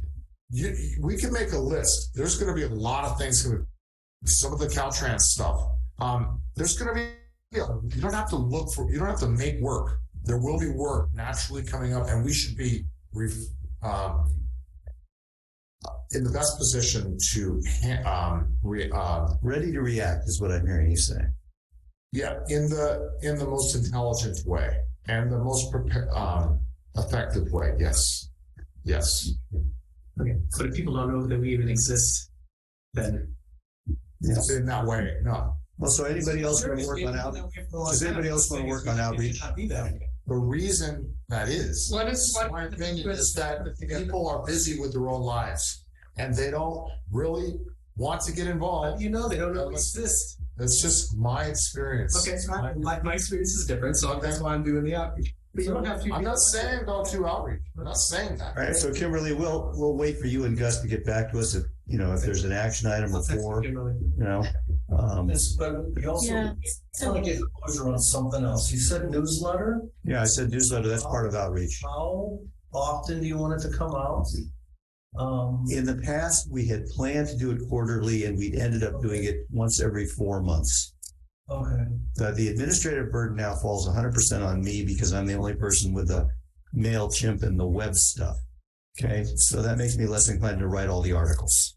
Okay, I'm happy to edit everything. You were never writing all the articles. No. It's supposed to be divided up. Exactly. It should be divided up. That's another example of work creates a lot of work just to make that happen. And the question is, does the council want to write the articles for the newsletter? And that you'll let us know. So that's going to fall within the outreach, you guys? I think that's part of outreach. That's a candidate thing for outreach. The question is, is that actually the most effective way to do outreach? Is a newsletter? I don't know. Well, if there's 470 people that want to read it, it's okay. So I would test that by saying, okay, let's send one out there and let's see how many of them actually open it. I have those statistics, by the way. I have the prior campaigns. Okay. I'll look it up and I'll let you guys know. Great. We'll look at that. Yeah. 400 sounds awesome. It's like 460 or 70. Yeah. If you get 400 people that look at that, I think that would be pretty amazing. All right. I think that would also really help, though, when there is a big topic where we're asking Supervisor Mueller for his help. I mean, it would be great to be able to organize people. And I think if we have that newsletter and if there are these topics that, really generate public interest, that's how we can kind of come together and make sure that we get as many people and voices heard at the Board of Supervisors meetings, especially when we're asking for funding. So, up until a few months ago, we would just at a meeting say, okay, the newsletter's going to come out pretty soon. What topics do we want? Who's going to write each letter or each article? Do we want to do that at this point, or are we going back to square one and saying, do we even want to do the newsletter? We were assuming we were doing it. Yeah, I'm prepared to support doing a newsletter, but your point is valid. We need people to volunteer to say, this should be the suite of topics, and here are the people who are going to write them. Should we put that on the meeting, on the next agenda, or should we just do that now, or should we not do it? And we could discuss the frequency that it goes out. That's another thing that we less frequent. When do you want to discuss that? That's what I'm asking. Well, I think I want to wait for Julie and Gus and see what they think about what the right outreach method is, because you've been involved in these newsletters, so you know what's important. Yeah. All right. We'll discuss it at the next meeting. What the right outreach strategy and actions are, and that whether that includes a newsletter, etc. So the last agenda item was going to be next steps, follow-up, and action items. We've already identified some of the follow-up. The key thing that came out of this is that we're going to develop our own summary, a list, and give it to Mike. And we're going to do some prioritization discussion at the next meeting. To me, that's an appropriate, necessary follow-up step. I don't know that anything else is merited. Now, Dan, you had a question about a disconnect on the Highway 1 or the telecommunications broadband work. No, it was just something, an example that came up in the talk of the outreach. I'm done. Okay. All right. You're looking for an adjournment? Well, I'm open to. You're really going to say something. Wow. I'm sorry. I thought part of this meeting was going to be about how the council functions, and we haven't talked about that at all. And I don't want to prolong this meeting at all, but I think we still need to have a conversation, general functioning of the council and its processes. Those of us who really don't know all that. I thought the retreat would be divided into, one portion would be those kinds of things, and one portion more administrative, and the other portion would be about prioritizing, but we never really left the prioritizing. So did I just misunderstand? I don't know that you misunderstood. I thought we did talk some about how the council functions in terms of, putting stuff on agenda items and ad hoc committees. Well, maybe we should go in more depth. Kimberly, do you have some thoughts or some areas of that you? What do you see missing? I think if you're not prepared, and maybe I don't really understand that, but still, I don't understand. I don't know about the rest of you, and so maybe I just need to get together with people who do understand and talk about those things and ask questions.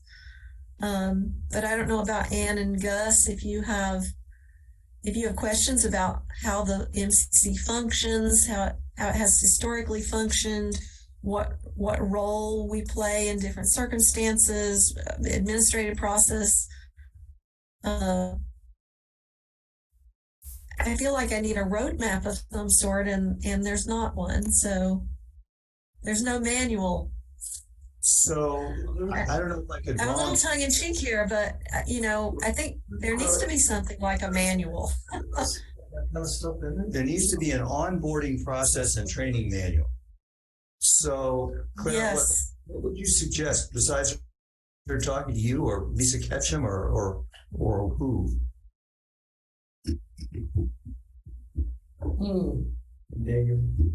Dave Olson, yeah.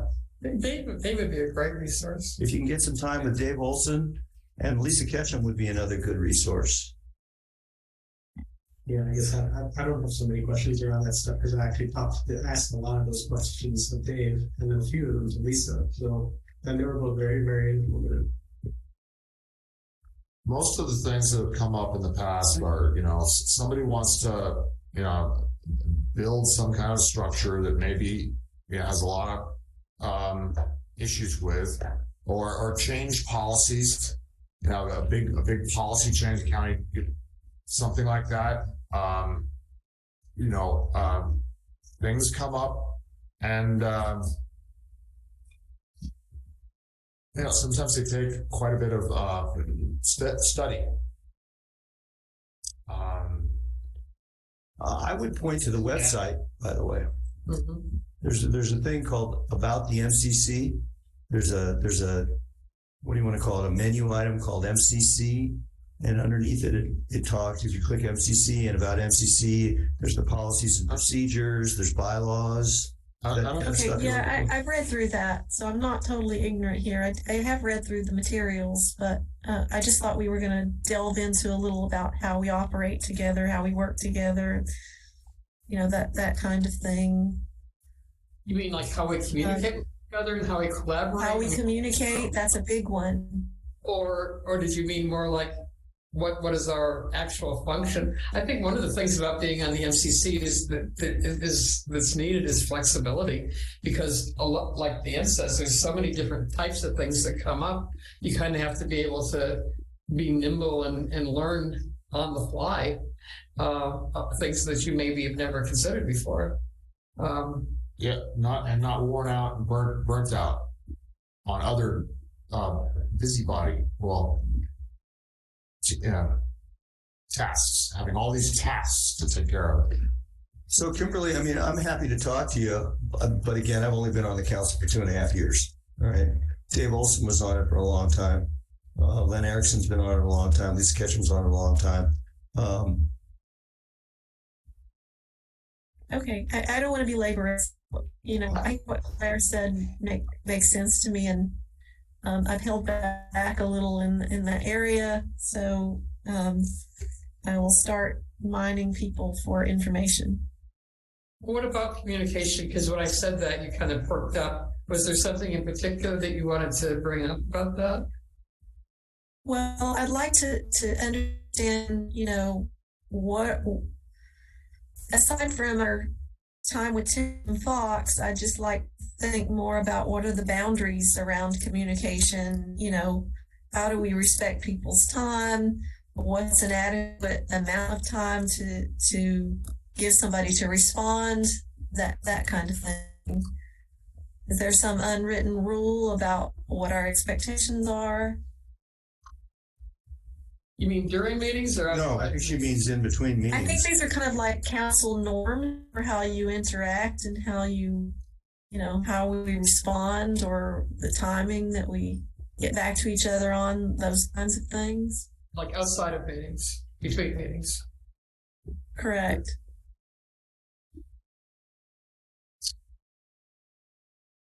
I would say if you don't feel like things are going well in trying to talk to somebody, say something to them and say what your expectations are and ask if that's reasonable.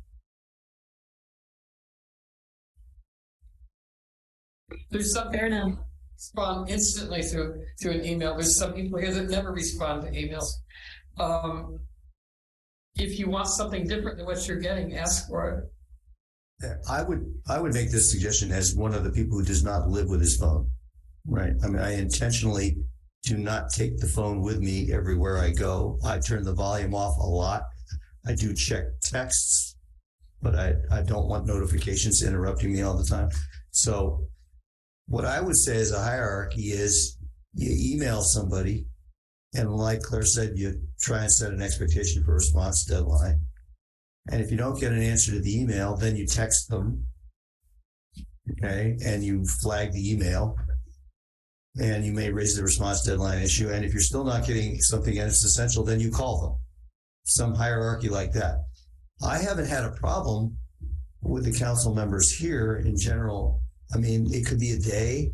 Somebody texts me and I might get back to them a day later. An email, it could be minutes, it could be a day, but I haven't been, it's rare that I've been so last minute in needing something, except the minutes, that that I have to really bug people. I don't know. Does anybody else have a concern here or want to give her some guidelines? I would just say if you need a faster response from me, text is a far faster. He's going to get a far faster response from me than email would. I only check it like once or twice a day because this is way too much email. I can't. Oh, and I would say the same thing. If you want to talk to me, just call me on the phone, and I can see that I missed the call, or you can text me, or you can knock on my door. I mean, I'm open for anything.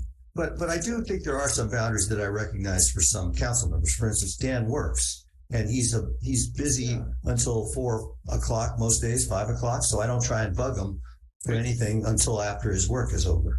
Is this helpful, Kimberly? Is this what you want? Very helpful, actually. Yeah. Okay. Thank you.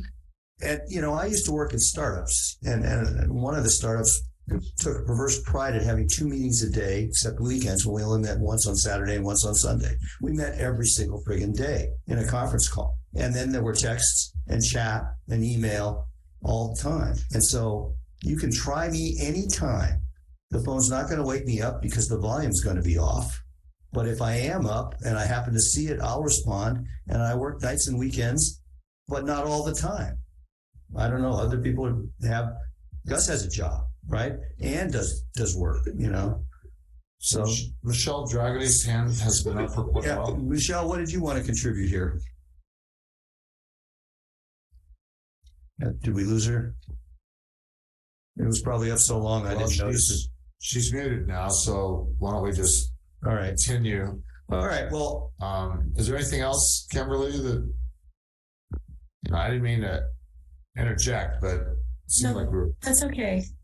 I think I have a better handle on this now, and I will outline some specific things that questions that I have, and just pursue them with particular individuals. Well, we said there are no bad ideas, there are no bad questions either. So I think it's fully appropriate for you to bring this up. You want to ask the rest of the community if there's anybody else out there that wants? I don't see any hands up. I don't see any hands up. Michelle's hand is down now. Okay. Speaking of outreach, there's going to be a lot of trouble caused on Friday morning at 9 a.m. because Michelle Dragony and I are going to be on the what is that radio show called? Coastal Windage. What? Yeah. Speaking of outreach. Coastal Windage on KHMB. Yes. Be afraid. Michelle? We're going to be on it. Michelle's going to beat me up in public. But that's a little bit of outreach. They'll hear about the MCC. So, why don't we just tell everybody, one of the past council members has a the identity somebody in the community. The identity of these people is supposed to be secret. Okay. Somebody in the community has a radio show, and so you can listen to it. No, I thought wasn't it Fridays? 101.4? You mean because 109 was KHMD? Yeah. So there's a sign on camera. Michelle, you have your hand up more? Sorry. Okay, you're done. Okay. All right. So there's some outreach for you. I mean, I thought it was important to fill in for this missing radio personality. Michelle invited me to participate. So I'll put in a good word for the MCC and, whatever. Agree to start 10 projects that people will object to. All right. I see no other agenda items. So, is this whole council ready to work together for the next year? Yeah, 6 months. We're here, right? No, a year and a half. I mean, I'm just posing that question so that we all kind of think about it. Because that's the purpose of this meeting, is to try to help improve our meetings moving forward. I brought candy. Work together, come up with ways, come up. Yeah, I see the candy. Not interested. Thank you very much. Okay.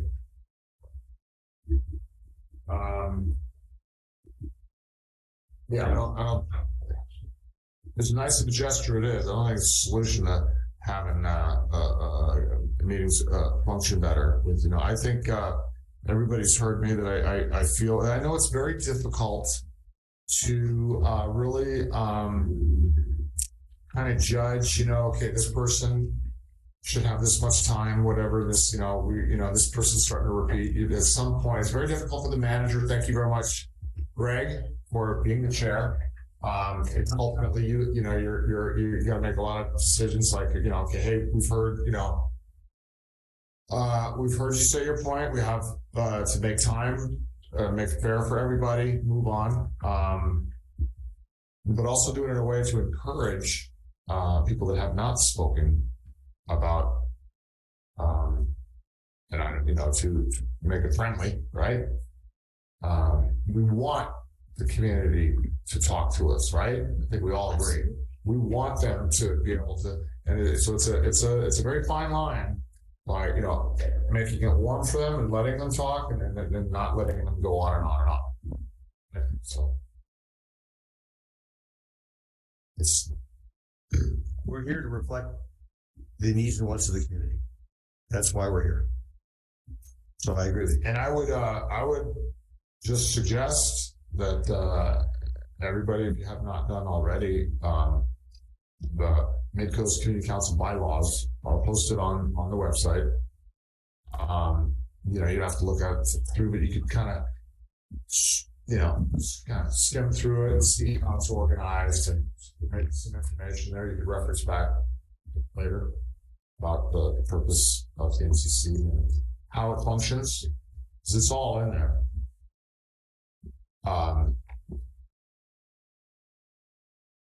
With the exception of some of the details about Rosenberg's rules, which is very informal. It's actually in our bylaws to not adopt Robert's rules of order. And it was myself who pushed the Rosenberg, because before I got on the council, some of these meetings literally went into 12:30 in the morning. And there was just way too much talk, in my opinion. It's not reasonable. So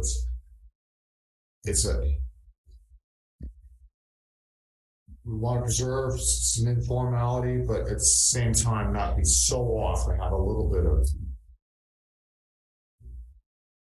some order. I believe I did assign people who are new to look at the Rosenberg's rules of order when I sent out that. Okay. Yeah. It's a less formal version of Robert's, and it works pretty well. And the spirit is to have an informal, open discussions. That's the spirit of the MCC. Yeah, I was just going to say that I think so far what I have witnessed has been a very good balance of having, public input and having a discourse back and forth. I think that's extremely important because you don't get that in the county meetings and city meetings. Yeah, I would. You don't get any of that. I would second that. Things that I really appreciate about this. Right. I would comment that there are some organizations who attend the meeting as a webinar. You can't see the other participants, and there's no chat. MWSD, you can see the participants, but there's no chat. Okay. I think Sam does allow chat. I'm not sure, but we are the most open and undisciplined, for better or worse, of the meetings that I attend. On the chat, I think it's, I'm not gonna be against having it. I think it's very useful to send something up there, but it's also can be overused. And I think the purpose, I think our council will function best if we're able to give attention to whoever's talking. And if we're forced to be reading something else when we're not, then it takes away our attention to what might be. So if you can imagine having a bunch of information going back and forth on the chat while something very important is being discussed and shared and missing, people like Greg can multitask, 6, 7 things at once? ADHD, baby. Okay. That's the modern world. Having all the things going at one time. I can't. And your phone. Pardon? And your phone. Yeah. Phone, computers, chat, live. So when all this different, pinball machine noise is going on, I can't. I have trouble focusing on what should be. I mean, I get distracted with all this other stuff that's happened, and it just. But again, what did you say earlier, Claire? Flexibility. Yes. So I'm doing my best to be flexible on that. Are you flexible enough to entertain a motion to adjourn? I second that. I didn't make it. Oh, I move we adjourn. He moved we I'll adjourn. second that. So we're done. Would vote? I think we had to vote because we were on Zoom. I don't know if we have to vote in real life. Did we? I don't know the protocol. We never did in the first 8 years. We had to on Zoom. That was because we were remote. But now we're here, and there has to be some benefit of being here. Well, do I hear any objections for adjournment? I don't see any objections. And since we're all here in person, I think that By acclamation. that obviates it. Okay. Oh, wait, Kimberly? I agree. Okay. Awesome. Oh, look. Yeah. See this? So we're done. It's really good job, team. That's Yeah. it. Back on it. Down. That's It is AI. All right. Jason, thank you for your. Recording stopped.